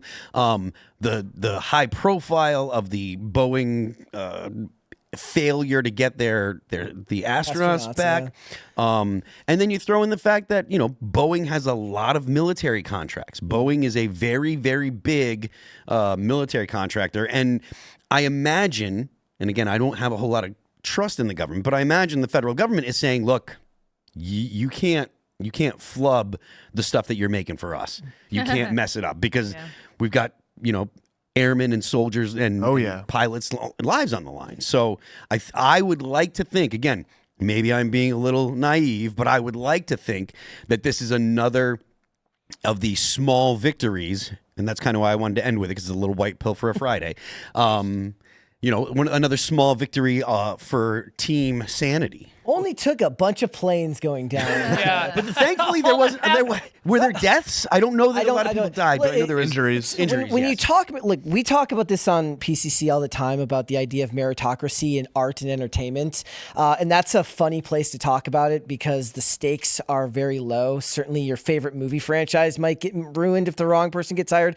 But come on, if there's like a couple of industries where you should absolutely hire on merit, let's make it the airplanes and the doctors. Yeah. Oh, for real. It's like I remember seeing an ad once for like LASIK eye surgery. It was like buy one, get one done, get the other one. Like, if there's one place where you pay full price, it's your LASIK eye surgery. That's what I'm saying, dude. I'm not like shopping for something like that. I'm not bargain shopping my LASIK. No way. Tim Pool says this. He's like, if I'm in a burning building, I want my local fireman to be this big hulk of a man. I want him to be burly. I want him to be 7 feet tall, because I know I'm getting pulled out of that building, right? It's the same thing goes with Boeing. You are hauling hundreds of people thousands of feet in the air.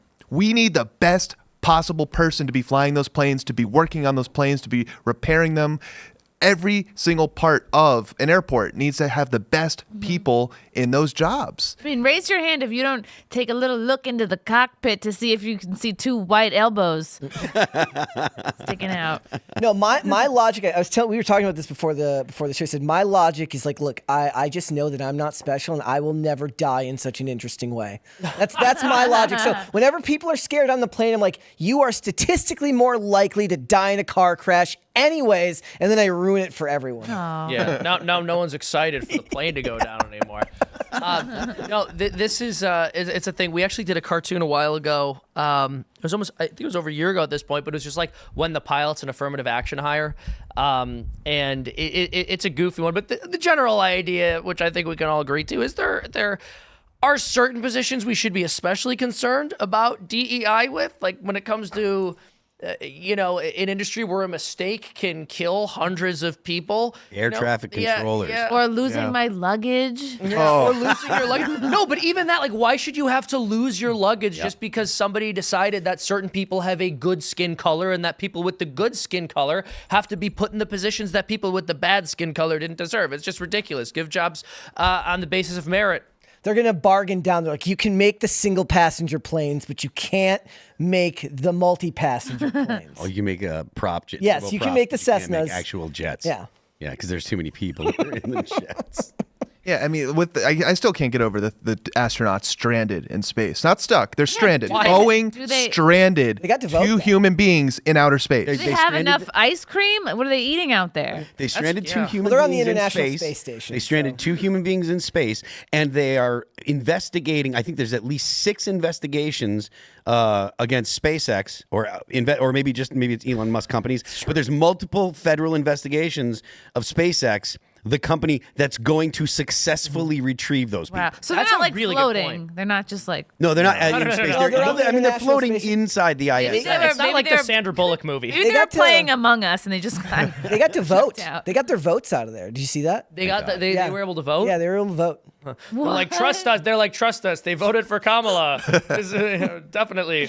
No, dude. They just dropped him in space. But that is a really good point. Yeah, all these federal investigations into Elon, whose company is actually saving these astronauts, because the federal government gets a pass for everything. And this is why it's like so transparent that we just should not be giving more obligations to the federal government, because who investigates the government when they do something wrong? The government. Like, listen, I want for there to be a legal environment where the people we trust with important functions can be investigated fairly when they do something wrong. The government's not going to get a fair investigation, right? It's full of political activists at this point who are only going to go after their enemy. Have you seen the photos of like the SpaceX teams or the new Twitter teams?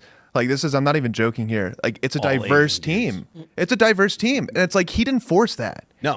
He's getting the best people for the job and it's still diverse. Like, America's diverse. Who would have thought? You don't need to shoehorn people into these positions. But it's probably like not diverse in the right ways to the right percentages, and most importantly, it's not diverse in a way where he's submitting to them and obeying to them, right? There was a picture of Twitter. I believe it was Trust and Safety, which has been, I believe it's been totally dismantled and is no longer an actual department. But the Trust and Safety team, they considered it diverse, and it was almost exclusively women.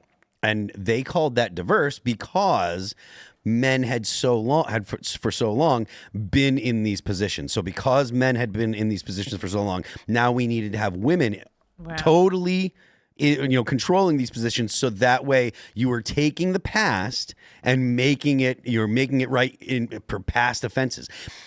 That's not diverse. Yeah. That's not diverse at all. Take that, men. And it's also a terrible idea because clearly it was not beneficial to X or to, honestly, to any company. Well, so I remember when Black Panther was being made, there was a post from some publication, and it was a picture of the cast, and they were all black, and it was like the most diverse cast in film history. I'm like, what do you think the word diverse means? Like, what do you think that means? Well, I mean, they're saying the quiet part out loud. Yeah, It exactly. means Which not diversity white, means no not- white people. Exactly. Yeah. No white people. That's right. I mean, it is a terrible development that this has become the situation where the safety of people in airplanes, it comes second to the safety of the feelings of people that would be, I don't know, reading an article about who works at a place, or the feelings of people that apply for a job. I mean, again, we said this, but the people that are flying planes, particularly the people that are working air traffic control, that, if I understand correctly, that is a really, really stressful and difficult job. But those people should be the best of the best. They should be clearly qualified. I don't want someone that got through by the skin of their teeth. I don't want someone that, is second best. If there's someone that's better at the job, then they should have the job. There shouldn't be any kind of there shouldn't be anything other than the best and people that are clearly qualified. And to do anything else is not just doing a disservice to the people that are actually qualified, but you're putting lives on the line. We got to this point because of NPC behavior, right? Boeing saw all these other companies, and it's like, oh, it's okay if Target has a DEI program. But when you keep going up the chain and it gets to Boeing, where real lives are at risk, like that's the issue. That's the issue. And just like you said, Tim, I'm just going to kind of like reiterate what you said. The best, it should not be controversial. The best people should be in the job, especially when human lives are at risk. Or you risk destroying this whole industry of race hustlers who are various consultants, and they work for universities. The consultant class is the ones that need to be abolished more than anything. And it also does a disservice to those that fall into those jobs that were already diverse, right? Like, so the ones who are good at their jobs, who got there on merit, are now second guessed, and that's not good for anybody because that fosters bad relationships between human beings. I mean, I think everyone's probably fairly aware of the fact that, like, in 2009, 2008, there was a general consensus in America that race relations had never been better. That we were kind of like, we were like, yeah, I think that we kind of, we're not really that racist society anymore. Like, we have some black marks in our society in our history, but we kind of really put a lot of effort into moving past it. And I think that, and this is both, black people and white people, we're kind of the opinion, I think, things are much better. There were still, of course, going to be racist people and bigotry and stuff, but it wasn't the norm. No one thought that it was the norm anyway. And then by 2013, 2014, it had just all gone to shit, like where people were just like, oh, race relations have never been worse. Thomas Sowell said, I'm going to paraphrase the quote, but Thomas Sowell said, America has a supply and demand problem now with racism, right? Yeah. Everyone expects to see it everywhere, and it's just not that common. It's just not that common. People embrace their differences. We laugh about it. We joke about it, especially on this show. It happens all the time. Social media has done irreparable damage to this. Not just social media in general, but the news understands that there's a lot of money to be made off of it. There's a lot of money to be made off the headlines that cover these types of things. And in the attention economy, you're not looking for the ethical way forward. You're looking to make the money, which is why they focus on Donald Trump so much. They know he draws clicks. They know he makes the money. They understand that the same is true for discussing race. Yep. So I think we're going to go to Super Chat. So smash the like button, share the show with your friends, and go on over to timcast.com and join up and become a member, because not tonight, but normally Monday through Thursday, we do the after show where things get a little spicy and, we can say what we really think. Say bad words. Well, say bad words, but also ideas that, YouTube would frown upon, and we don't really have to worry about it over there. So, share it with your friends. So let's see. We're going to do some Super Chats, huh? Clint Torres says, howdy, people. Howdy, Miss Chrissie. Did you say clitoris? It's close. Very close. Clint Torres. Oh. Close enough. What's up, Clint? The yellow is for, he says, howdy, Miss Chrissie.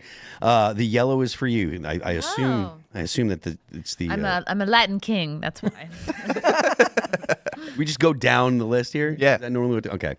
Let's see. Whatever ones stand Just read out. the ones that are about you, Phil. That's all you got. Clint Torres says, Phil, go to the gym. But I'm busy, Clint. I'm here. I have to help out and pull my weight. Let's see. Blave Kaiser. Tim has trapped Seamus, broken his spirit, neutered him, and now he has dominion over him. I don't know if that's actually It's true. Look, he left. Do you think it's true?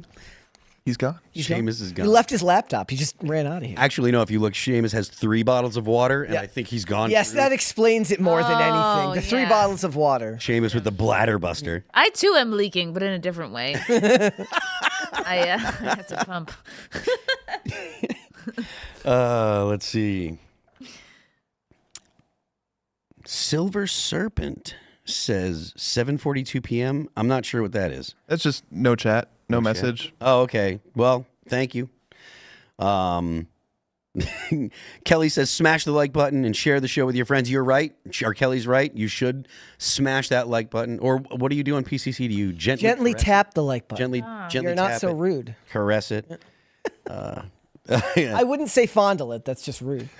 Kelly says Go to jail for that stuff. Kelly says vote early equals big peepee, and that is true. If you vote early, big peepee. If you don't vote, small peepee. If you don't vote at all, no pee-pee. Even more true. Even more true. Joey Giggle says, devil's advocate, the reason Kamala will win is because of early voting. They know how behind ahead they are in key areas, and now the shadow campaign has enough time to manufacture votes needed and or other shenanigans. I don't know if I think that's true. I do think that the shadow campaign is going to do all they can to adjust things. I'm not sure how successful it will be. I do think that the 2020 election was unique because of how novel the whole voting with COVID and stuff was. But I don't know if they're going to be able to replicate that. What do you think? Yeah. It's also why they say there needs to be a blowout, right? Like, at least when I was growing up playing, hair job, isn't it? Or hairdo? It's a blowout. When I was growing up playing sports, the idea was like, if you lost by 1 run, you have nobody to blame but yourself, right? Because you need to win, so you need to get everybody involved and get up out and vote. Because if it's something that can be taken on such small margins, that's because you didn't do your job, you didn't get things done. Or 5 unearned runs. Exactly. Yankees. So happy for Freddie Freeman, though. Happy for Freddie Freeman. I am a Red Sox fan, so I was going to bring the football reference in. A lot of people complain about that one bad call the ref made, Yeah, but you had a whole game. You had 4 quarters, a whole hour to make a difference, just like you said, and you can't wait till the last. It can't come down to just one thing didn't go your way. And it doesn't matter if you think Trump's ahead by miles. Remember, Super Bowl 51. Patriots were down by 25 points or something like 28 that. 28-3. 28-3. They were down by 25 points at the half, and then they came back to win. So psyop to even to if you say that think you're ahead, just act as if you're not. never, and the thing that the Patriots got a lot of hell for was like they would continue to absolutely pummel their opponents even when they were up. Like they got to the point where people were like, they're just being mean, blah, blah, blah. But that is the attitude that winners have. You continue to score, and you put as much distance between yourself and the team you're playing as you possibly can, because you never can tell when someone's going to say, you know what, we're going to win this, and go from 3 points to 34. And if you don't continue to pummel your opponent, they're going to leave you for their jujitsu teacher. By the way, guys, that's also why Coach Riley was always right in the movie Mighty Ducks. Yeah. So you can't sit back on your laurels if you think Trump's going to win. If you are anxious, as I am, I think you need to go out and vote. And if you are not anxious like I am, then you need to go out and vote. So make sure you get out there and cast your votes. Let's see. Super chats. You're doing a great job, Phil. Well, thank you. You should have worn the beanie over your hat. Maybe next time. I own a beanie of my own. Maybe next time I'll bring mine. Next time I have to fill in. Peter O'Hawks, I think is what it says. Go Hawks. Peter Go Hawks. Oh, my wife and I are trying to flip Washington State. We both just voted Trump. Everybody that we know did too. Trump 2024. Fight. Vote. Well, I agree. Vote. What was it, Portland, where early voting is like favoring conservatives right now? I think mean, we just look, talked about that the other day. See, psyop. Nobody believes that. It's nuts. It But would that's be- good. That's what we need to do. It would be wonderful, and of all the places that have historically been left leaning and might actually change or whatever, I think Portland is actually high likelihood, because Portland put up with a lot of crap in the Summer of Love, and it's not it's not typical for leftist anarchists to get out and vote. So maybe the people of Portland are like, I don't want to deal with with more of the riots from the left. Maybe the people of Portland are like, you know what, we're tired of your shenanigans, firebombing Yeah, leftists. they're sick of replacing the same windows over and over. I never have faith that makes any changes. Look, Minnesota went through the same thing in COVID, and I don't buy for a second that Minnesota is going to change either. I mean, I'm not saying that I know. I'm just pontificating here. Yeah. Based on the conversation that we're having. So, let's see. Sergeant Peanut says, please watch Rooster Fighter anime trailer. It's a real anime being produced and similar to the new music video. Okay. Yeah, if you Well, cock-a-doodle-doo. if you guys haven't checked it out, go watch the new music video from Timcast on I think it's Trash House Records, right? Yeah, Trash House Records. Halloween song. Check it out. It's kind of a Halloween song, but it's a really cool song. It's a bit of a departure from the stuff that they've done historically.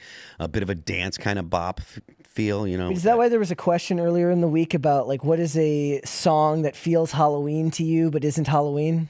Like when we were on PCC, somebody asked like, what is a song that feels like a Halloween song to you but isn't a Halloween song? Thriller? No, never mind. I mean, that's technically not a Halloween song. That's just a horror movie song. Music video makes it so. Did you see Mariah Carey's video today?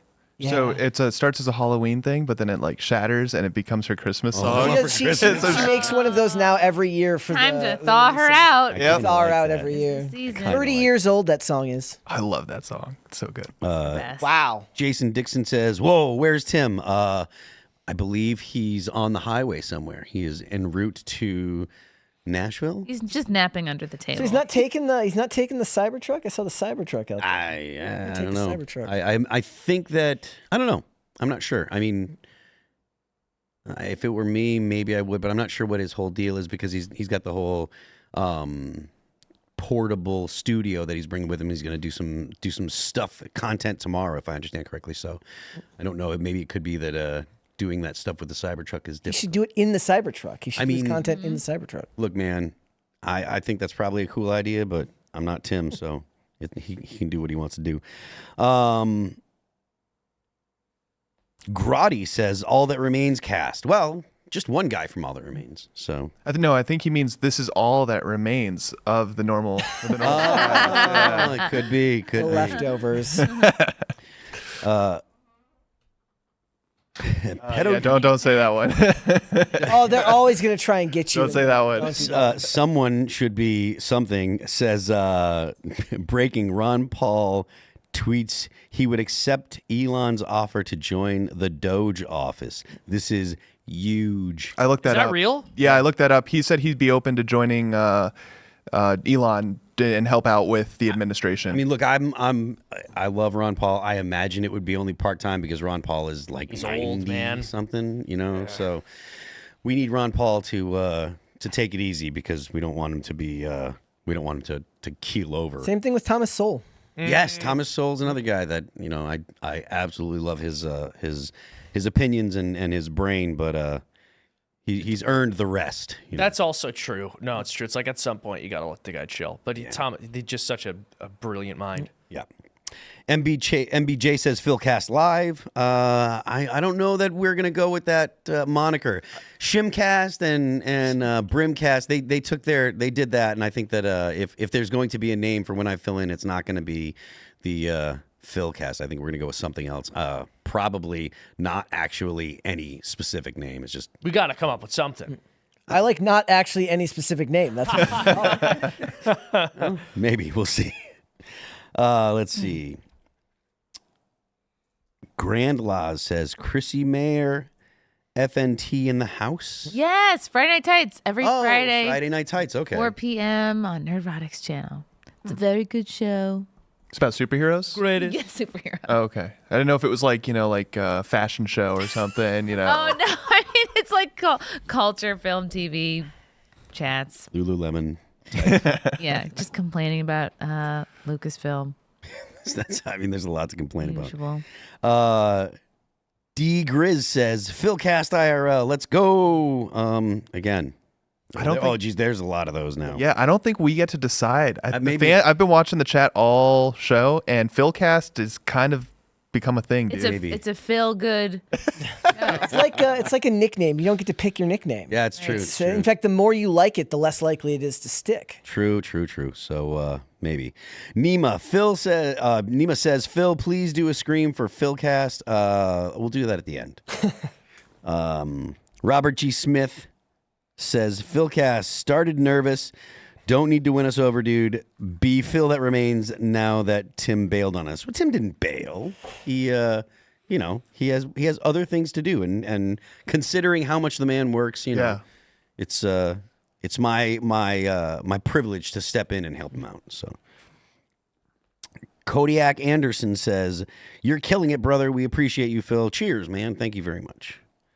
You filled in for him. I did. Oh, that's boy. fill-in That show. got to be how it is. Fill-in. Fill-in That's show. got to be how you do it. We could. Fill We in. could. We'll see what happens. Nunya B.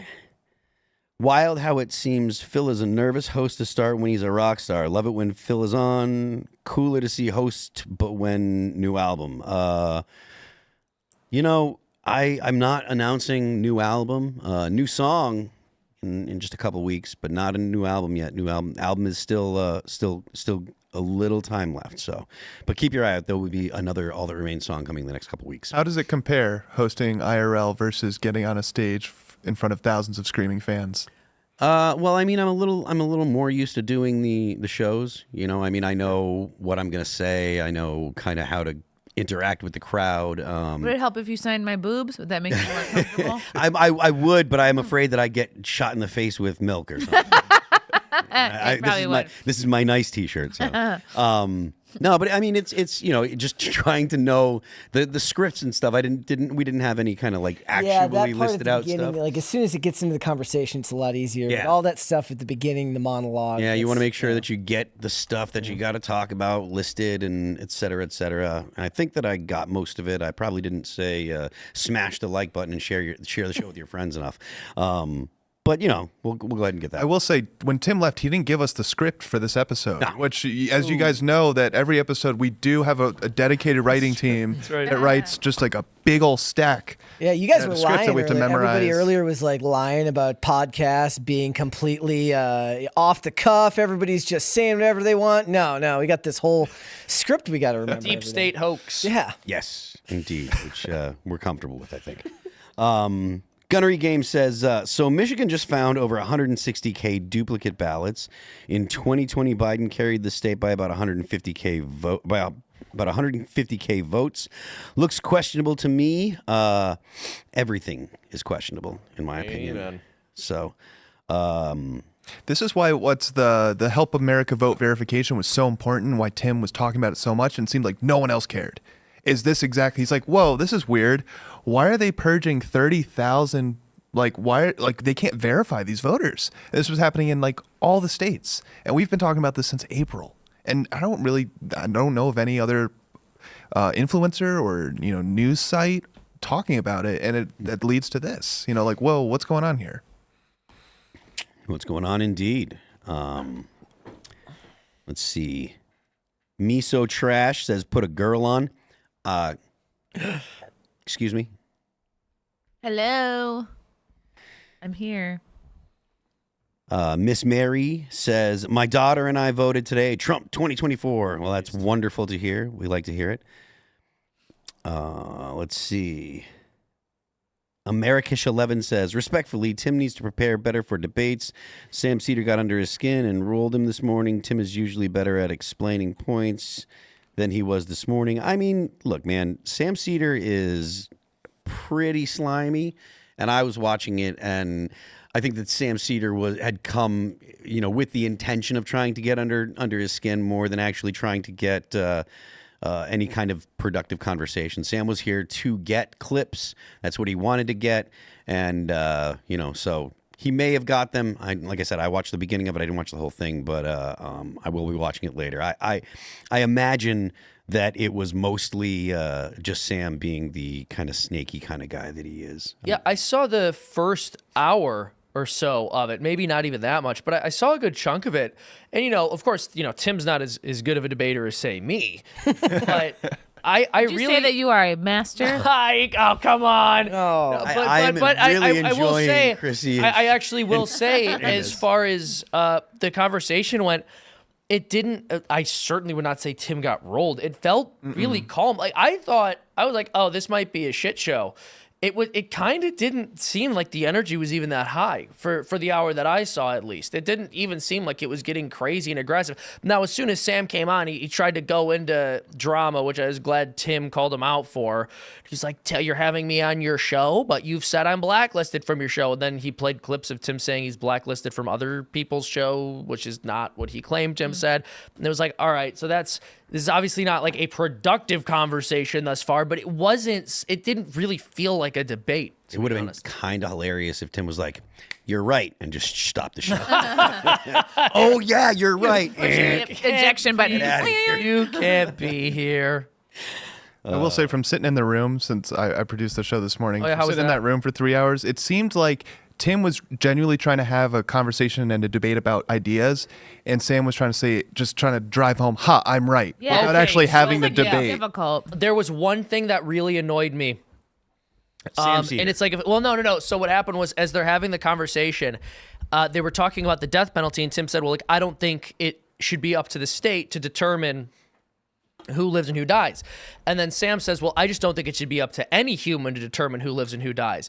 And then Tim starts listing off situations like self-defense where a person does determine who lives and dies. And Sam goes like, well, I don't know what that has to do with the death penalty. It's like, wait a minute. No, you're the one who just said you don't think anyone, regardless of whether we're talking about the death penalty or it's the government should decide who lives or dies. And it was like frustrating listening. Like, wait, how did no one call him out for that? How did nobody notice that? I will say I do thank Sam for coming onto the show. A Yeah. lot of people on the left refuse to come on, so I really do appreciate you coming down. And he had like a 4 a.m. flight to get here, and then had to leave right after. So he had to jump through a lot of hoops to make it happen, and I appreciate that. So thank you, Sam.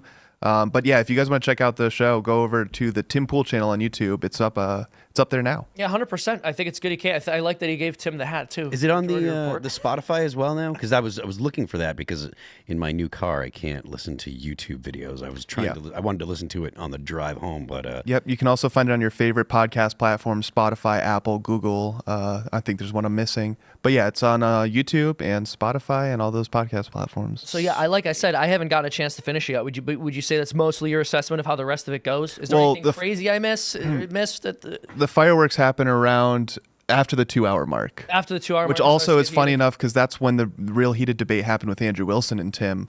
And it seems like that third hour, something happens Everybody in can get that along third for hour. 2 hours, but by the time that third hour starts, like, I'm done. You You can get along with anyone for 2 hours, yeah. The abortion I'm hungry. debate. I want to get the hell out of here. if you give everybody a snack at about an hour and 30 minutes, then they'll go ahead and be fine for the Yeah. rest of it. But it's They'll get along. hunger, Yeah. Let's see. Tim should give out sliced apples to everyone. Yes. Hard boiled Someone come out egg. with like little apple slices. Was it ants on a log? Aw. In a juice box. Juice- That's what this place needs is a mom making snacks. Sweet. I'm for it. Vulture 1066 says, "Is Tim busy digging Sam down in the yard?" No. Sam is left. He brought us candy. Did he actually do? I saw Tim tweeted that. I wasn't sure if he was trolling. He brought candy. He brought a big old bag of candy, but in my Reese's cup, I found a katana. So, I mean, Did he actually bring candy? Razor Yeah, blades yeah. in the apples. Hey, I listen, knew it. That was nice of the fella to bring some candy for everybody. Phone Caller Man 2 says, "First Timcast, then Spoon Stealer Cast, then Brimcast, and now finally all that cast." Well, All that cast is good. Yeah. Fill in is too good though. all that cast. Fill in is all that was a Nickelodeon show, I'm pretty sure. it was. It was. Nick says, And you don't want to. Yeah. Sorry. that's all right. Nick says, "Tim needs a good old spanking live on camera." No. Certainly. Disavow. Not that That's kind of not. show. That's not needed. Tim doesn't need it. We don't need it. Nobody needs that. Not it. Yeah, definitely. Everyone goes, The Dude Abides 95 says, "Phil, can you team up with Nick the Fat Electrician in a culture war against two predominant communists? If the commies chicken out, you guys could still roast communism." I love the Fat Electrician's content. He is an absolutely stellar storyteller. He is hilarious. So if you don't follow him, you should follow the Fat Electrician on YouTube. He tells military history and it's there. He's a great storyteller. So you should check him out. Lord Seeping says, it's the first cast that remains IRL, although it's that too dark of a name considering the recent layoffs. I'm not touching that one. Too soon, they say. Daroon Albane says, if women are outvoting men, but Ra are winning the early vote, does that mean Ra are winning the Republicans? Women vote? Oh, ours. There we go. Yes. If Republicans are winning the early vote, does that mean Republicans are winning the women vote? I mean, hopefully. I would love to see that the people that are doing the early voting are all excited to vote for Republicans. But regardless, you need to get out and vote, especially if you're, voting for Donald Trump. Get out there. Wait in line. I know there's some shenanigans people have been concerned with in Pennsylvania. There's long waits.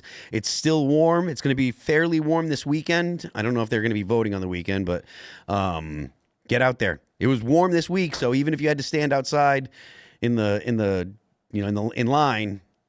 it was at least comfortable. You weren't freezing, so get out there. Make sure you vote. Don't let old Donnie down. Finally, climate change does something for us. Right? Let's see. Mark Jr. says, do men show out on election day? I think so. Love the show and Shimcast forever, hopefully. Hopefully all is okay with Tim. Love you all and thank you all. Everything is fine with Tim. Yeah. He is just going to do some stuff on the way to Nashville. We have a big week ahead of us, so he's just kind of getting ahead of it all. It makes sense. Like, there's nothing wrong or anything. He said, I need to go out for a drink. He's boozing. I gotta deal with this. He's not drinking Bud Light. Of course not. Not after that Sam Cedar interview. But I do think, to the question that the super chatter had, I mean, I believe it's possible men vote more on election day. I don't know, but I'm just pretty sure overall women tend to vote more than men, which is why, fellas, you got to get out there. Because from what I understand, Harris does lead a bit with women. Men, you got to get out there and vote. Got to get out there and vote. If all the women are voting, who's making the sandwiches? So the men are at home. If you don't go out and vote, you are staying home making sandwiches for your wife or girlfriend. That's what's happening. If you're not going out and voting, that's what I'm going to assume about you. You're not a patriot, and you're making the sandwiches. You're a sandwich maker. Small pee-pee. Small pee-pee. Let's see. Tech Bear says, torn between watching this or a Jason Richardson live stream. Jason Richardson is great, man. I mean, I understand if you want a little break from politics, go watch Jason. But I mean, you should watch this later because it'll be on YouTube. I'm not sure if Jason's streams stick around. I assume he's hopefully he's streaming on YouTube and not on Twitch. But regardless, you can watch both of us at some point. Kelly K. Jeffrey says, Tim, congrats on the new edition. Would like to add it is fitting that the election is on November 5th. Remember the 5th of November. We will pass that message on to Tim. I promise. What happens on the 5th of November? That's the election day. But also remember the 5th of November is the from V for Vendetta. Oh. Which was, it's funny. Guy Fawkes. Yeah, Guy Fawkes, when he wanted to install a Catholic theocracy in England. So it's funny that there's all the anonymous people wearing Guy Fawkes masks. Yeah, it's particularly. Man, that movie the got author, it wrong. was that Still Alan great, Moore? though. I who wrote Fox the with original that. comic? Alan Moore. Well, I know that I'm pretty sure the author's an anarchist, and all of the people who like worship Guy Fawkes are these Reddit style atheists. It's like, no, dude, he's trying to install a Catholic theocracy. He's not your ally. Yep. Sam Uri said, you get a C- on Cedar this morning, Tim. You were right, but you gave in not fighting him on the crime stats, especially the defunding affecting states. That set the pace for the rest of the convo on Cedar's terms. Well, You got to pick your battles. They went over a lot of different stuff. It's fine. Yeah. And then there's a lot of times where one thing will become the 2-hour show, and you don't want that. They wanted to have a variety of topics to talk about. And Sam gave him a bag of candy before he came Right. on. Yeah. So, like, you'd have to- That was his plan all along. Tim was going to keep going, and then he saw the candy. He's like, gotta be nice. D. Grizz says, I firmly believe Phil is all that remains to host the most popular live political show on the internet. But This could be Beardcast. Beardcat. I mean, it could be. I mean, we've got some beards. You know, It's true. It's true. I shouldn't have shaved mine. DJ Metaros says, remember, you can vote your way into socialism, but you have to something your way out. From George Orwell. I think you all understand what we're talking about here. And I'm not going to say it just because, you know, YouTube is cranky. XLBX Butcher says, I want to marry that ginger. I think he's too late, isn't he? Yeah, just about a year too late. Next time. Next time. Too slow. As a Gage Newbie says, as a ginger, I got to call Chrissie a trans ginger. I am a transgender. Do they have like touch of red? Like they've got touch of gray for men? They do sell like red spray. Like if you're getting roots, like I don't have grays, but like you could spray. I don't know. Weird. Darius Albane says, what we know about Nazism was only allowed to be analyzed from the viewpoint of everything they said was a lie. That is why people think Nazism is from the right when everything they did was leftist but focused on race. You know, I don't know that I want to engage in that argument right now, but I am sympathetic to the idea that totalitarian governments that are not theocracies tend to be from the left. But Nazism was a little was kind of unique because there was a lot of traditionalism that they were at least hearkening back to. So, but anyways. Well, I think a main key point to remember is you absolutely can't have right-wing philosophies, and I think many of them even demand that you have smaller, more limited, more local governments. I mean, leftism requires totalitarianism to function because it's so contrary to human nature that somebody has to be enforcing the new normal. Policy's so good, they have to mandate it. Yeah. Exactly. Amos Moses says, Timcast hosted by Phil is filtering out the BS coming from Shimcast. I don't know why people are stirring the pot like we got some beef. Dude, we they don't just have want any to make beef. a rivalry between us. I have no beef. There's zero beef. Where there's such little beef, we're vegetarian over It's here. a vegan It's situation. exactly Bill Gates synthetic meat. Violet Brandini says, easily my favorite Timcast episode panel. Love you, Chrissie. Violet. Thank you. Let's see. Jamie, I think it says Jamie Broccoli. Brocodile. Crocodile. Close enough. Awesome show tonight. Can this panel, Tim obviously, be the regulars now? Chrissie's a great ad, but you all need more jam nights. Save the crocodile. Hashtag save the crocodile. I don't know what it's Brocodile, but I don't know what that means. I don't know if that's just his name. I don't. A crocodile. We'll wearing do. a We'll bra. save them. We'll save them. Yeah. So, all right. Smash that like button, share the show with your friends, and make sure you go over to timcast.com and join up if you like the work that we do here.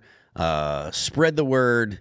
Join the Discord. Come and hang out with like-minded people. And Chrissie, do you have anything you want to shout out? Ooh, yeah. Subscribe to my YouTube channel. I am so close to 100,000, so I would appreciate that. Yeah, and watch Simpcast on Sundays on my channel.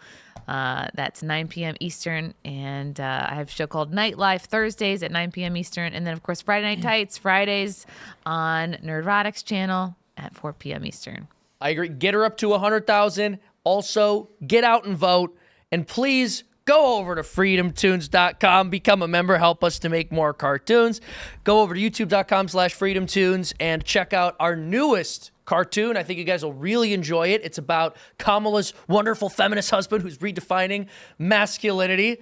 Let's just say you'll have to see it to believe it. It's a fun one. MMA fight. Also, Dude, tomorrow. the Rocky montage bit you had yesterday was killing me. It'd be great. Also, tomorrow I'm having Ann Coulter on my podcast. Oh, that's Really? awesome. That's great. Good old buddy Ann. So She's you coming on. platform bigots? Oh, all the time. All the time. Yeah, tomorrow at 5:30. All right, guys, please go over to Pop Culture Crisis on YouTube. We are normally 5 days a week, Monday through Friday, 3 p.m. Eastern Standard Time. This all can be very depressing. Politics can be very depressing. We have a lot of fun over there. Next week, we will actually be off because during the election, we will be moving the studio over from our old location. We're coming over here to Freedomistan, so I will be spending that week getting that studio set up. So we're looking forward to that. But you can check out all of the clips on the channel. So go and follow us over there. It is a great break from politics. If you want to follow me, Instagram and Twix at Brett Dasovic on both of those platforms. Thank you, guys. I am Phil That Remains on Twix. I'm Phil That Remains Official on Instagram. And like I said, keep an eye out for clips all this weekend. There will be no after show because it's Friday. So we're all going to go drink beers or something like that. So You got to do the stream. After show is Freedom oh. Yes, Tunes. they Go over you to own the Freedom screen. Tunes. all right. Yeah! Nice. I haven't warmed up. So, yeah. Need a lozenge. We'll see you on Monday.